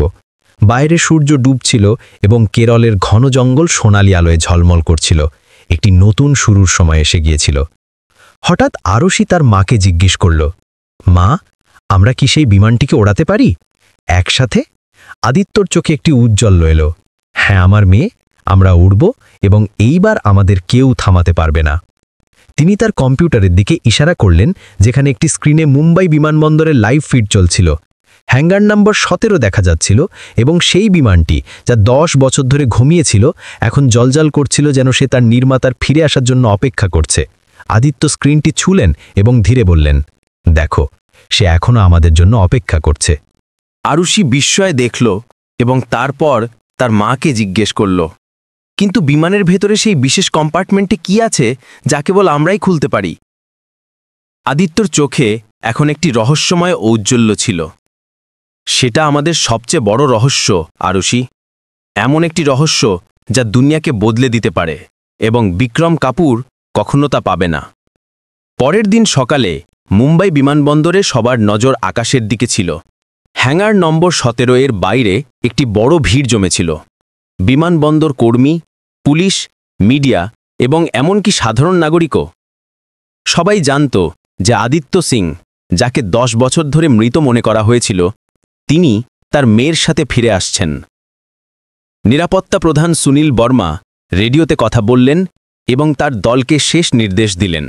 বিমানটি আদিত্য এবং আরুষিকে নিয়ে 20 মিনিটের মধ্যে পৌঁছাবে। নিশ্চিত করুন যে মিডিয়া নির্দিষ্ট এলাকাতেই থাকে। ডাক্তার মীরা তার হাতে একটি ছোট তোড়া নিয়ে দাঁড়িয়েছিলেন। তার চোখের জল ছিল, কিন্তু এইবার তা ছিল খুশির জল। 10 বছর, তিনি ধীরে বললেন। আদিত্যকে ছাড়া 10 লম্বা বছর। বিক্রম কাপুরকে 2জন পুলিশ অফিসার ঘিরে রেখেছিলেন। তার বিরুদ্ধে অনেক গুরুতর অভিযোগ আনা হয়েছিল: প্রতারণা, হুমকি এবং বৌদ্ধিক সম্পত্তি চুরি। তার মুখ এখন একজন পরাজিত মানুষের ছিল, একজন এমন ব্যক্তি যার পৃথিবী ভেঙে গিয়েছিল। রোহিত, সেই তরুণ টেকনিশিয়ান, হ্যাঙ্গারের ভেতরে সেই বিশেষ বিমানের পাশে দাঁড়িয়েছিল। গত কয়েক ঘন্টায় বিমানে একটি অদ্ভুত চাঞ্চল্য ছিল। তার লাইটগুলো ঝলমল করছিল, সিস্টেমগুলো স্বয়ংক্রিয়ভাবে চালু হচ্ছিল, যেন সে তার নির্মাতার আসার খুশিতে প্রস্তুতি নিচ্ছিল। এটা তো জীবিত এর মতো আচরণ করছে, রোহিত অন্য একজন ইঞ্জিনিয়ারকে বললেন। যেন এর মধ্যে কোনো আত্মা আছে। হয়তো আছেও, ইঞ্জিনিয়ার উত্তর দিলেন, আদিত্য সিংয়ের প্রতিভারূপে। ঠিক তখনই রেডিওতে একটি বার্তা এলো, হেলিকপ্টার দেখা যাচ্ছে, ওরা এসে গেছে। সবার চোখ আকাশের দিকে গেল, যেখানে দূর থেকে একটি ছোট্ট বিন্দু দেখা যেতে লাগল, যা দ্রুত বড় হচ্ছিল। হেলিকপ্টারটি ধীরে ধীরে নিচে নামতে শুরু করল, এবং হ্যাঙ্গারের চারপাশে দাঁড়িয়ে থাকা সবাই বাতাসের তীব্র ঝটকা অনুভব করল। হেলিকপ্টারটি মাটিতে নামার সাথে সাথে তার দরজা খুলল এবং আদিত্য সিং বাইরে এলেন। তিনি পাতলা ছিলেন, তার মুখে 10 বছরের ক্লান্তির ছাপ ছিল, কিন্তু তার চোখে একটি নতুন আশা এবং জীবন্ততা ছিল। তার পিছনে আরুষি ছিল, যে তার মায়ের হাত ধরেছিল। তার মুখে একটি উজ্জ্বল হাসি ছিল। মিডিয়ার ক্যামেরাগুলো ঝলসে উঠল এবং চারপাশ থেকে প্রশ্ন বর্ষণ হতে লাগল, কিন্তু আদিত্য এবং আরুষি কারো দিকে মনোযোগ দিলেন না। তাদের নজর ছিল শুধু একটির উপর, হ্যাঙ্গার নম্বর 17 দাঁড়িয়ে থাকা সেই বিমানটির উপর। চলো, আদিত্য তার মেয়েকে বললেন, সে আমাদের অপেক্ষা করছে। তারা 2জন হ্যাঙ্গারের দিকে এগোতে লাগলেন। সুনীল এবং মীরা তাদের পিছনে ছিলেন। আদিত্য হ্যাঙ্গারে প্রবেশ করার সাথে সাথেই বিমানের সমস্ত লাইট একসাথে জ্বলে উঠল, যেন সে তার নির্মাতাকে স্বাগত জানাচ্ছে। আদিত্য থেমে গেলেন এবং বিমানটিকে দেখতে লাগলেন। তার চোখে আবেগের বন্যা ছিল। আমার বাচ্চা, তিনি ধীরে বললেন, আমি ফিরে এসেছি। রোহিত এবং অন্যান্য টেকনিশিয়ান এখন পিছিয়ে গেলেন। এই আবেগপূর্ণ মিলন দেখে তাদের চোখও ভিজে এসেছিল। আদিত্য ধীরে ধীরে বিমানের দিকে এগিয়ে গেলেন এবং তার ডানাটি স্পর্শ করলেন। তার স্পর্শে বিমানের ইঞ্জিনগুলো ধীরে ধীরে গুনগুনিয়ে উঠল, এমন একটি আওয়াজ যা 10 বছর ধরে শোনা যায়নি। মাম্মি, আরুষি জিজ্ঞাসা করল, আমরা কি এখন ভেতরে যেতে পারি? আমি আপনাকে দেখাতে চাই যে আমি বিমানটিকে কিভাবে জাগিয়েছিলাম। আদিত্য হেসে মাথা নাড়লেন, হ্যাঁ আমার জান, চলো। তারা 2জন বিমানের সিঁড়িতে চড়তে লাগলেন। আদিত্য ককপিটের দরজা স্পর্শ করার সাথে সাথেই সেটা স্বয়ংক্রিয়ভাবে খুলে গেল, যেন বিমানটি তাকে স্বাগত জানাচ্ছে। ভেতরে ককপিট ঝলমল করছিল, সমস্ত স্ক্রিন এবং লাইট জ্বলছিল। আদিত্য পাইলটের সিটে বসলেন এবং তার হাত কন্ট্রোল প্যানেলের ওপর বুলিয়ে দিতে লাগলেন, যেন তিনি কোনো পুরনো বন্ধুর সাথে দেখা করছেন। তুমি জানো, তিনি আরুষিকে বললেন, যে কো পাইলটের সিটে বসেছিল, যখন আমি এই বিমানটি নকশা করেছিলাম, আমি এর প্রতিটি ছোট অংশে আমার হৃদয় এবং আত্মা ঢেলে দিয়েছিলাম। এটা শুধু একটি যন্ত্র নয়, এটা কিছু বেশি। আরুষি বিস্ময়ে ককপিটটি দেখল। আমারও একই মনে হয় মাম্মি। যখন আমি এটাকে ছুঁয়েছিলাম, আমার মনে হয়েছিল যেন এটা আমার সাথে কথা বলছে। সে কথা বলছিল আরুষি, তার নিজস্ব উপায়ে। আমি এটাকে এমনভাবে প্রোগ্রাম করেছিলাম যে এটা আমাদের আবেগ এবং চিন্তাভাবনা বুঝতে পারে। এটা আমাদের সাথে যুক্ত, আমাদের ডিএনএর সাথে, আমাদের মস্তিষ্কের সাথে। আদিত্য তারপর একটি বিশেষ বোতাম চাপলেন এবং ককপিটের মেঝেতে সেই গুপ্ত কম্পার্টমেন্টটি খুলল যা আরশি আগে খুঁজেছিল। এবার আদিত্য বললেন, তার আওয়াজ একটু ধীরে করে, আমি তোমাকে দেখাবো যে এই কম্পার্টমেন্টে আসলে কি আছে। আদিত্য তার হাত ভেতরে ঢুকিয়ে একটি ছোট্ট ডিভাইস বের করলেন যা একটি ছোট্ট ট্যাবলেটের মতো দেখতে ছিল। এইটি হলো এই বিমানের আসল হৃদয়, তিনি ব্যাখ্যা করলেন। এতে আমার পুরো গবেষণার সারসংক্ষেপ আছে এবং এমন একটি প্রযুক্তি যা দুনিয়াকে বদলে দিতে পারে। আরশি কৌতূহল নিয়ে ডিভাইসটি দেখল। এটা কি করে মাম্মি? আদিত্য তার মেয়ের কাঁধে হাত রাখলেন। এটা মানুষের মন এবং যন্ত্রের মধ্যে এক সম্পূর্ণ নতুন ধরনের সম্পর্ক তৈরি করে আরশি। এটা শুধু বিমান ওড়ানোর জন্য ব্যবহার করা যায় না, এটা চিকিৎসায় বিপ্লব আনতে পারে, প্রতিবন্ধী লোকদের সাহায্য করতে পারে, এমনকি পরিবেশ রক্ষার ক্ষেত্রেও সাহায্য করতে পারে। আরশির চোখ বিস্ময়ে ঝলমল করে উঠল। আর এই কারণেই বিক্রম কাপুর এই প্রযুক্তিকে অস্ত্র বানাতে চেয়েছিল। আদিত্য গম্ভীরভাবে মাথা নাড়লেন। হ্যাঁ, এই প্রযুক্তির ব্যবহার জীবন বাঁচানোর জন্য করার পরিবর্তে তারা এটাকে নিয়ন্ত্রণ এবং ধ্বংসের জন্য ব্যবহার করতে চেয়েছিল। তাই আমাকে পালিয়ে যেতে হয়েছিল। তিনি থামলেন এবং তারপর ট্যাবলেটটি আবার কম্পার্টমেন্টে রাখতে লাগলেন। কিন্তু এখন আমরা এটাকে নিরাপদ রাখতে পারি। আমি এই 10 বছরে আমার গবেষণা চালিয়ে গেছি এবং এখন এটা আগের চেয়েও বেশি শক্তিশালী, কিন্তু এখন এর ব্যবহার সঠিক কারণগুলোর জন্য করা হবে। বাইরে সুনীল এবং মীরা বিমানের পাশে দাঁড়িয়েছিলেন, কৌতূহল নিয়ে জানতে চাইছিলেন যে ভেতরে কি ঘটছে। তোমার কি মনে হয় যে তারা ঠিক আছে? মীরা জিজ্ঞেস করলেন। সুনীল হেসে বললেন, আমার বিশ্বাস তারা নিজের বাড়িতে আছে। এই সময় বিক্রম কাপুরকে একটি পুলিশ ভ্যানে নিয়ে যাওয়া হচ্ছিল। ভ্যানটি হ্যাঙ্গারের পাশ দিয়ে যাওয়ার সময় বিক্রম শেষবারের মতো বিমানটিকে দেখলেন। তার চোখে অনুশোচনার পাশাপাশি একটি অদ্ভুত পরাজয়ও ছিল। ককপিটে আদিত্য এখন আরও একটি গুপ্ত কম্পার্টমেন্ট খুললেন যা আগেরটির চেয়েও বেশি লুকানো ছিল। এতে একটি ছোট ডিস্ক ছিল যার ওপর অদ্ভুত প্রতীক খোদাই করা ছিল। এটা কি? আরশি জিজ্ঞেস করল। তার চোখ কৌতূহলে ঝলমল করছিল। এইটি হলো সেই জিনিস যাকে বিক্রম কাপুর সবচেয়ে বেশি ভয় পেতেন, আদিত্য বললেন। তার আওয়াজে এখন একটি অদ্ভুত গভীরতা ছিল। এটি একটি চাবি যা এই বিমানটিকে সাধারণ বিমানগুলোর থেকে আলাদা করে তোলে। আমি এর নাম দিয়েছিলাম স্বপ্ন উড়ান। আদিত্য ককপিটের একটি লুকানো প্যানেলে ডিস্কটি ঢোকালেন এবং একটি বোতাম চাপলেন। হঠাৎ পুরো ককপিটটি একটি নীল আলোয় ঝলমল করে উঠল এবং বিমানের ইঞ্জিনগুলোর আওয়াজ বদলে গেল। এখন সেটা একটি মধুর সঙ্গীতের মতো লাগছিল। এই সিস্টেম, আদিত্য আরও জানালেন, বিমানটিকে শুধু আমাদের শরীরের সাথে নয় বরং আমাদের স্বপ্ন এবং কল্পনার সাথেও যুক্ত করে। এর মাধ্যমে আমরা যে কোনো জায়গায় যেতে পারি, শুধু ভৌতিক দুনিয়াতেই নয় বরং আমাদের কল্পনাতেও। আরশি তার মাকে দেখল। তার চোখ বিস্ময়ে ভরেছিল। এটা কি সত্যি সম্ভব মাম্মি? আদিত্য হেসে তার মেয়ের হাত ধরলেন। হ্যাঁ আমার প্রিয়, এটা সম্ভব এবং এখন আমরা এটাকে একসাথে অনুভব করতে যাচ্ছি। আদিত্য কন্ট্রোল প্যানেলে কিছু বোতাম চাপলেন এবং বিমানটি ধীরে ধীরে কাঁপতে লাগল, যেন সে জীবনে আসছে। আমরা কি সত্যি উড়তে যাচ্ছি? আরুষি উত্তেজিত হয়ে জিজ্ঞেস করল। হ্যাঁ, আদিত্য বললেন, কিন্তু প্রথমে আমাকে কিছুটা করতে হবে। তিনি একটি যোগাযোগের বোতাম চাপলেন এবং বাইরে দাঁড়িয়ে থাকা সুনীলের সাথে কথা বললেন। ইন্সপেক্টর বর্মা, আপনি কি আমাদের হ্যাঙ্গারের বাইরে নিয়ে যাবার অনুমতি দিতে পারেন? আমি আমার মেয়েকে কিছু দেখাতে চাই। সুনীল রেডিওতে উত্তর দিলেন, নিশ্চিতভাবেই মিসেস সিং, আমি এক্ষুনি আদেশ দিচ্ছি। শীঘ্রই হ্যাঙ্গারের বড় দরজা খুলতে শুরু করল এবং সূর্যের আলো ভেতরে আসতে লাগল। আদিত্য ইঞ্জিনগুলোকে পুরোপুরি চালু করে দিলেন এবং বিমানটি ধীরে ধীরে হ্যাঙ্গার থেকে বাইরের দিকে এগোতে লাগল। বাইরে দাঁড়িয়ে থাকা সবাই আশ্চর্য হয়ে দেখছিল। 10 বছর পর সেই বিমানটি আবার চলছিল এবং তার নিয়ন্ত্রণে ছিলেন তার নির্মাতা। এটা অবিশ্বাস্য, মীরা ধীরে বললেন, একটি অলৌকিক ঘটনার মতো। বিমানটি এয়ারস্ট্রিপের কিনারে পৌঁছালো। আদিত্য তার মেয়ের দিকে তাকালেন। তার চোখে একটি প্রশ্ন ছিল। তুমি প্রস্তুত? তিনি জিজ্ঞেস করলেন। আরুষি উচ্ছ্বাসের সাথে মাথা নাড়ল। হ্যাঁ মাম্মি, আমি সবসময়ই প্রস্তুত ছিলাম। আদিত্য কন্ট্রোল স্টিক ধরলেন এবং তারপর একটি গভীর শ্বাস নিলেন। তাহলে চলো উড়ি একসাথে। বিমানটি ধীরে ধীরে এয়ার স্ট্রিপের উপর এগিয়ে যেতে লাগল। তার ইঞ্জিনগুলো এখন একটি নতুন শক্তি নিয়ে গর্জন করছিল।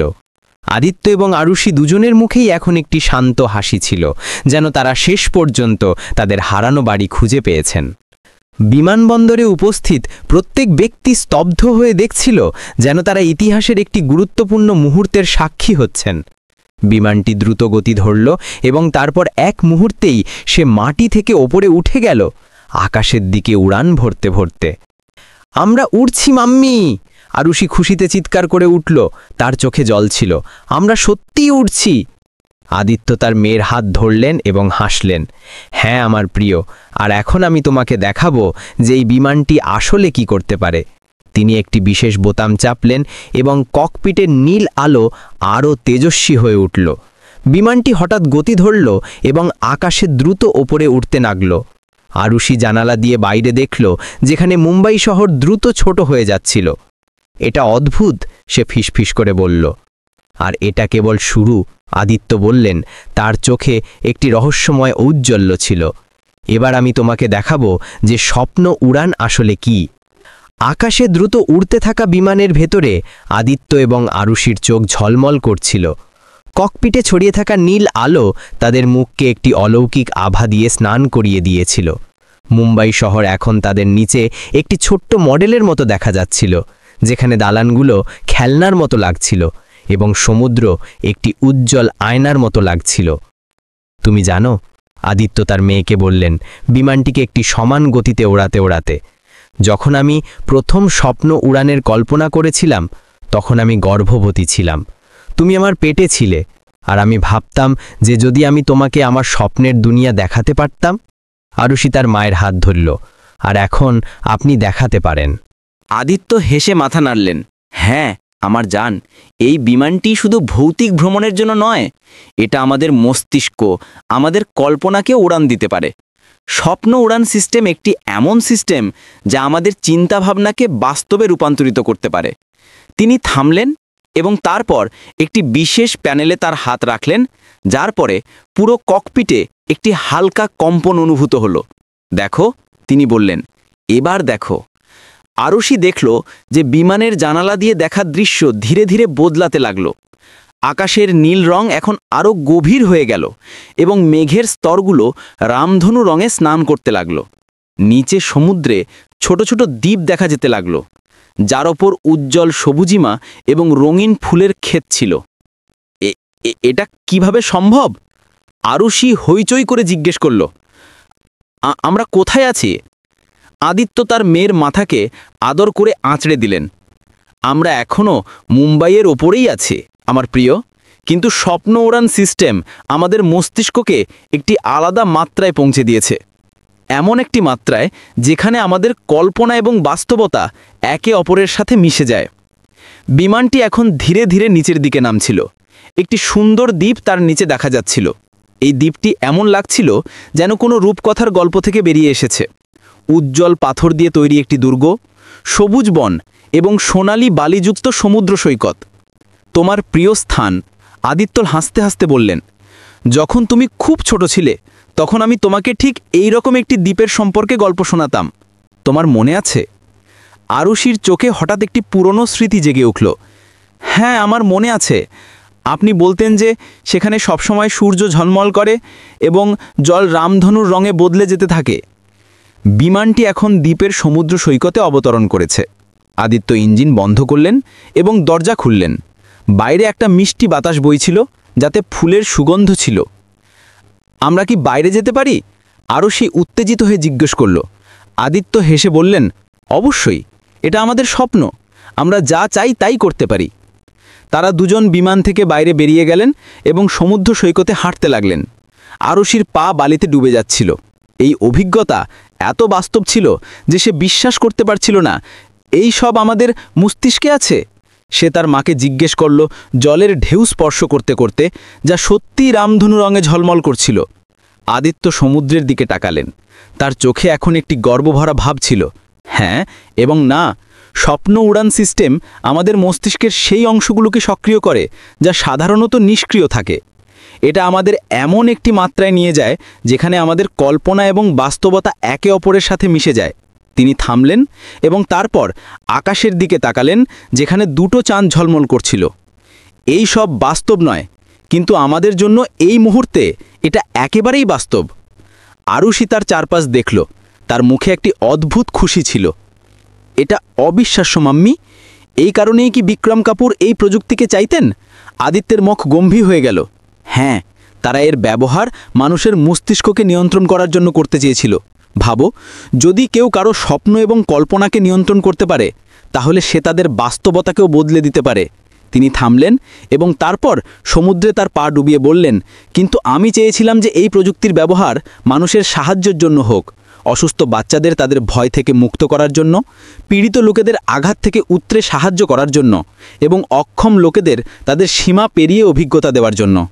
আরুষি তার মায়ের দিকে তাকালো। তার চোখে এখন বোঝা এবং গর্বের ভাব ছিল। আর এখন আমরা তা করতে পারি, তাই না? আদিত্য হেসে তার মেয়েকে জড়িয়ে ধরলেন।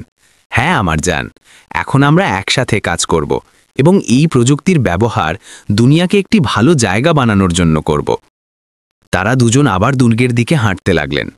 আরুষি দেখল যে দুর্গের পাশে একটি ছোট বাগান ছিল, যেখানে অনন্য ফুল এবং উদ্ভিদ জন্ম নিচ্ছিল। আমার রূপকথার বাগান, সে ধীরে বলল। আপনি আমাকে এর সম্পর্কেও বলতেন। আদিত্য হেসে বললেন, তোমার সব মনে আছে। হ্যাঁ, এটাই সেই বাগান। তারা বাগানে কিছুটা সময় কাটালো, ফুলের গন্ধ শুকল এবং রঙিন প্রজাপতি দেখল। তারপর আদিত্য তার ঘড়ির দিকে তাকালেন এবং গম্ভীর হয়ে গেলেন। সময় এসে গেছে ফিরে যাওয়ার। তিনি বললেন, আমরা এখানে বেশি সময় থাকতে পারি না। আরুষি হতাশ হয়ে বলল, কিন্তু আমরা তো এইমাত্র এলাম। আদিত্য তার মেয়ের চুল আদর করে আঁচড়ে দিলেন। আমি জানি, কিন্তু স্বপ্ন উড়ান সিস্টেমের দীর্ঘ সময় ব্যবহার নিরাপদ নয়। আমাদের মস্তিষ্কের আরামের প্রয়োজন। তারা ধীরে ধীরে বিমানের দিকে ফিরে গেলেন। তারা ভেতরে প্রবেশ করার সাথে সাথেই আদিত্য ককপিটটি আবার চালু করলেন এবং নীল আলো ধীরে ধীরে কমতে লাগল। এবার দেখো, তিনি বললেন, আমরা ফিরে আসছি। আরুষি জানলা দিয়ে বাইরে দেখল এবং দেখল যে দ্বীপ, দুর্গ এবং রামধনু সমুদ্র ধীরে ধীরে ঝাপসা হতে লাগল। তাদের জায়গায় মুম্বাইয়ের বাস্তব আকাশ এবং সমুদ্র আবার দেখা যেতে লাগল।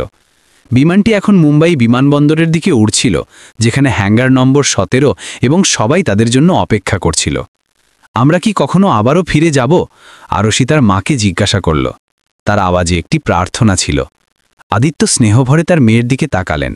হ্যাঁ, অবশ্যই, যখনই তুমি চাইবে। এই বিমানটি আমাদের এবং এখন আমরা সব সময় একসাথে থাকব। বিমানবন্দরে সবাই আশ্চর্য হয়ে দেখছিল যখন বিমানটি ল্যান্ডিংয়ের জন্য নামতে লাগল। কেউ জানত না যে আদিত্য এবং আরুষি কি দেখেছেন এবং অনুভব করেছেন। বিমানটি মাটিতে নামার সাথে সাথে এবং থামার সাথে সাথে সবাই সেদিকে দৌড়ে গেল। সুনীল এবং মীরা সবচেয়ে আগে ছিলেন। আপনারা দুজন ঠিক আছেন তো? মীরা জিজ্ঞাসা করলেন আদিত্য এবং আরুষি বিমান থেকে বাইরে আসার সাথে সাথেই। আদিত্য হেসে বললেন, হ্যাঁ, আমরা একেবারে ঠিক আছি। শুধু একটি ছোট্ট উড়ান ছিল, কিছু পুরনো বন্ধুর সাথে দেখা করার জন্য। সুনীল আদিত্যকে দেখলেন। তার চোখে অনেক প্রশ্ন ছিল, কিন্তু তিনি সেগুলো জিজ্ঞাসা করার সাহস পাচ্ছিলেন না। বিক্রম কাপুরকে কর্তৃপক্ষ নিয়ে গেছে, তিনি জানালেন। তার বিরুদ্ধে অনেক অভিযোগ আনা হয়েছে। আদিত্য মাথা নাড়লেন। ভালো হয়েছে, সে অনেক লম্বা সময় ধরে এড়িয়ে যাচ্ছিল। তারপর মীরা জিজ্ঞাসা করলেন, আর এখন আপনি কি করবেন? আদিত্য তার মেয়ের দিকে তাকালেন এবং তারপর বিমানটির দিকে। এখন আমরা আমাদের কাজ চালিয়ে যাব। এই প্রযুক্তির ব্যবহার তার সঠিক উদ্দেশ্যের জন্য করব, মানুষের সাহায্যের জন্য, ক্ষতি করার জন্য নয়। রোহিত, সেই তরুণ টেকনিশিয়ান, এখন বিমানের কাছে এলেন। এটা অবিশ্বাস্য, তিনি বললেন, বিমানটির দিকে ইশারা করে, যার ককপিট এখনও হালকা নীল আলোয় ঝলমল করছিল। আপনি কিভাবে? আদিত্য হেসে বললেন, কিছু রহস্য আছে যা এখনও বোঝা কঠিন, কিন্তু সময় এলে আমি সবাইকে শেখাব। সূর্য এখন ধীরে ধীরে ডুবছিল এবং হ্যাঙ্গার নম্বর 17 উপর একটি সোনালি আলো পড়ছিল। আদিত্য এবং আরুষ একে অপরের দিকে তাকালেন। তাদের চোখে একটি ভাগ করা রহস্য ছিল, এমন একটি রহস্য যা তারা সবসময় তাদের হৃদয়ে সযত্নে রাখবেন। মিডিয়া এবং সাংবাদিকরা তাদের ঘিরে নিল, প্রশ্ন বর্ষণ করতে করতে, কিন্তু আদিত্য শুধু হেসে বললেন, আমার এবং আমার মেয়ের এখন আরামের প্রয়োজন। 10 বছর একটি লম্বা সময় হয়। এর ওপর সুনীল মিডিয়াকে পিছিয়ে যাওয়ার ইঙ্গিত করলেন এবং আদিত্য এবং আরুষিকে একটি নিরাপদ গাড়ি পর্যন্ত নিয়ে গেলেন। আপনাকে কোথায় নামিয়ে দেব? তিনি জিজ্ঞেস করলেন। আদিত্য তার মেয়ের দিকে তাকালেন এবং তারপর বললেন, আমাদের বাড়ি, অনুগ্রহ করে। 10 বছর পর আমি আমার বাড়িতে যেতে চাই। গাড়ি চলতে শুরু করল এবং আরুষি তার মায়ের কাঁধে মাথা রাখল, ক্লান্তি এবং খুশিতে চোখ বন্ধ করতে করতে। আদিত্য তার মেয়ের চুল আদর করে আছড়ে দিলেন এবং বিমানবন্দর থেকে দূরে যেতে থাকা গাড়ির জানলা দিয়ে বাইরে দেখলেন। হ্যাঙ্গার নম্বর 17-তে সেই বিমানটি এখনও দাঁড়িয়েছিল। তার নীল আলো এখনও ধীরে ধীরে ঝলমল করছিল, যেন সেও আরাম করছে। আমরা ফিরে আসব, আদিত্য ধীরে বললেন, এবং এইবার আমরা স্বপ্নের দুনিয়াকে বাস্তবে বদলে দেব। আরুষ চোখ বন্ধ করে হাসল। তার মনে দ্বীপ, দুর্গ এবং রামধনু সমগ্রের স্মৃতিগুলো এখনও তাজা ছিল। সে তার গলায় পড়া বিমানের আকারে দুলটি স্পর্শ করল, যার মধ্যে তার মায়ের গবেষণার সারসংক্ষেপ লুকিয়েছিল। শহরের ওপর চাঁদের আলো ছড়িয়ে পড়েছিল এবং আকাশে তারা ঝলমল করছিল। আদিত্য তার মেয়েকে কাছে টানলেন এবং ধীরে ধীরে গুনগুনিয়ে উঠলেন, সেই একই ঘুমপাড়ানি গান যা তিনি 10 বছর আগে গাইতেন। গাড়ি মুম্বাইয়ের রাস্তায় এগিয়ে যেতে লাগল এবং তার সাথে আদিত্য এবং আরুষির নতুন গল্প। একটি এমন গল্প যা এখন শুধু তাদের ছিল না, বরং পুরো দুনিয়ার ছিল। একটি এমন গল্প যাতে স্বপ্নকে বাস্তবে বদলে দেওয়ার শক্তি ছিল। হ্যাঙ্গার নম্বর 17-র বিমানে লুকানো রহস্য এখন নিরাপদ ছিল, সেই দুজন মানুষের সাথে যাদেরকে সে সবচেয়ে বেশি ভালোবাসত, এবং হয়তো একদিন এই রহস্য দুনিয়াকে বদলে দিতে সাহায্য করবে, ঠিক যেমনটা সে একটি মা এবং তার মেয়ের জীবনকে বদলে দিয়েছিল। বিমানটির লাইটগুলো ধীরে ধীরে নিভতে লাগল, যেন সে ঘুমিয়ে যাচ্ছে, কিন্তু তার ভিতরের নীল আলো এখনও ঝলমল করছিল, যা একটি আলো যা কখনো নিভবে না, একটি আলো যার স্বপ্নের শক্তির প্রতীক ছিল। আপনি কি কখনো ভেবে দেখেছেন যে আমাদের জীবনে কিছু বন্ধন এমন হয় যা দেখা যায় না কিন্তু আমাদের প্রিয়জনদের সাথে যুক্ত রাখে? আদিত্য এবং আরুষির গল্প আমাদের দেখায় যে মা এবং মেয়ের সম্পর্ক সময় এবং দূরত্বের ঊর্ধ্বে। 10 বছরের বিচ্ছেদের পরেও তাদের বন্ধন কখনো ভাঙেনি। আপনি কি আপনার জীবনেও এমন কোনো সম্পর্ক অনুভব করেন যা আপনাকে কোনো দেখা না যাওয়া সুতায় বেঁধে রাখে? বিক্রম কাপুরের মতো আমরা প্রায়শই ক্ষমতা এবং সফলতার পিছনে ছুটি, এবং এই দৌড়ে আমরা আমাদের মূল্যবোধ এবং আমাদের প্রিয়জনদের ভুলে যাই। যদি আপনি বিক্রমের জায়গায় থাকতেন, তাহলে কি আপনি আপনার লক্ষ্যগুলোর জন্য অন্য কারো স্বপ্ন পিষে দিতেন, নাকি আদিত্যর মতো আপনার নীতিতে অটল থাকতেন, যদিও তার মানে হয় নিজের সবকিছু ছেড়ে দেওয়া? আমরা আশা করি যে আপনার এই গল্পটি পছন্দ হয়েছে। যদি আপনিও এমন আবেগপূর্ণ এবং অনুপ্রেরণামূলক গল্প শুনতে চান, তাহলে আমাদের চ্যানেলকে ফলো করুন, এই ভিডিওটিকে লাইক করুন এবং আপনার বন্ধু এবং পরিবারের সাথে শেয়ার করুন। আপনার সমর্থনই আমাদের অনুপ্রেরণা, এবং আমরা আপনার জন্য এমনই অনন্য গল্প আনতে থাকব যা আপনার হৃদয়কে ছুঁয়ে যাবে এবং আপনাকে ভাবতে বাধ্য করবে।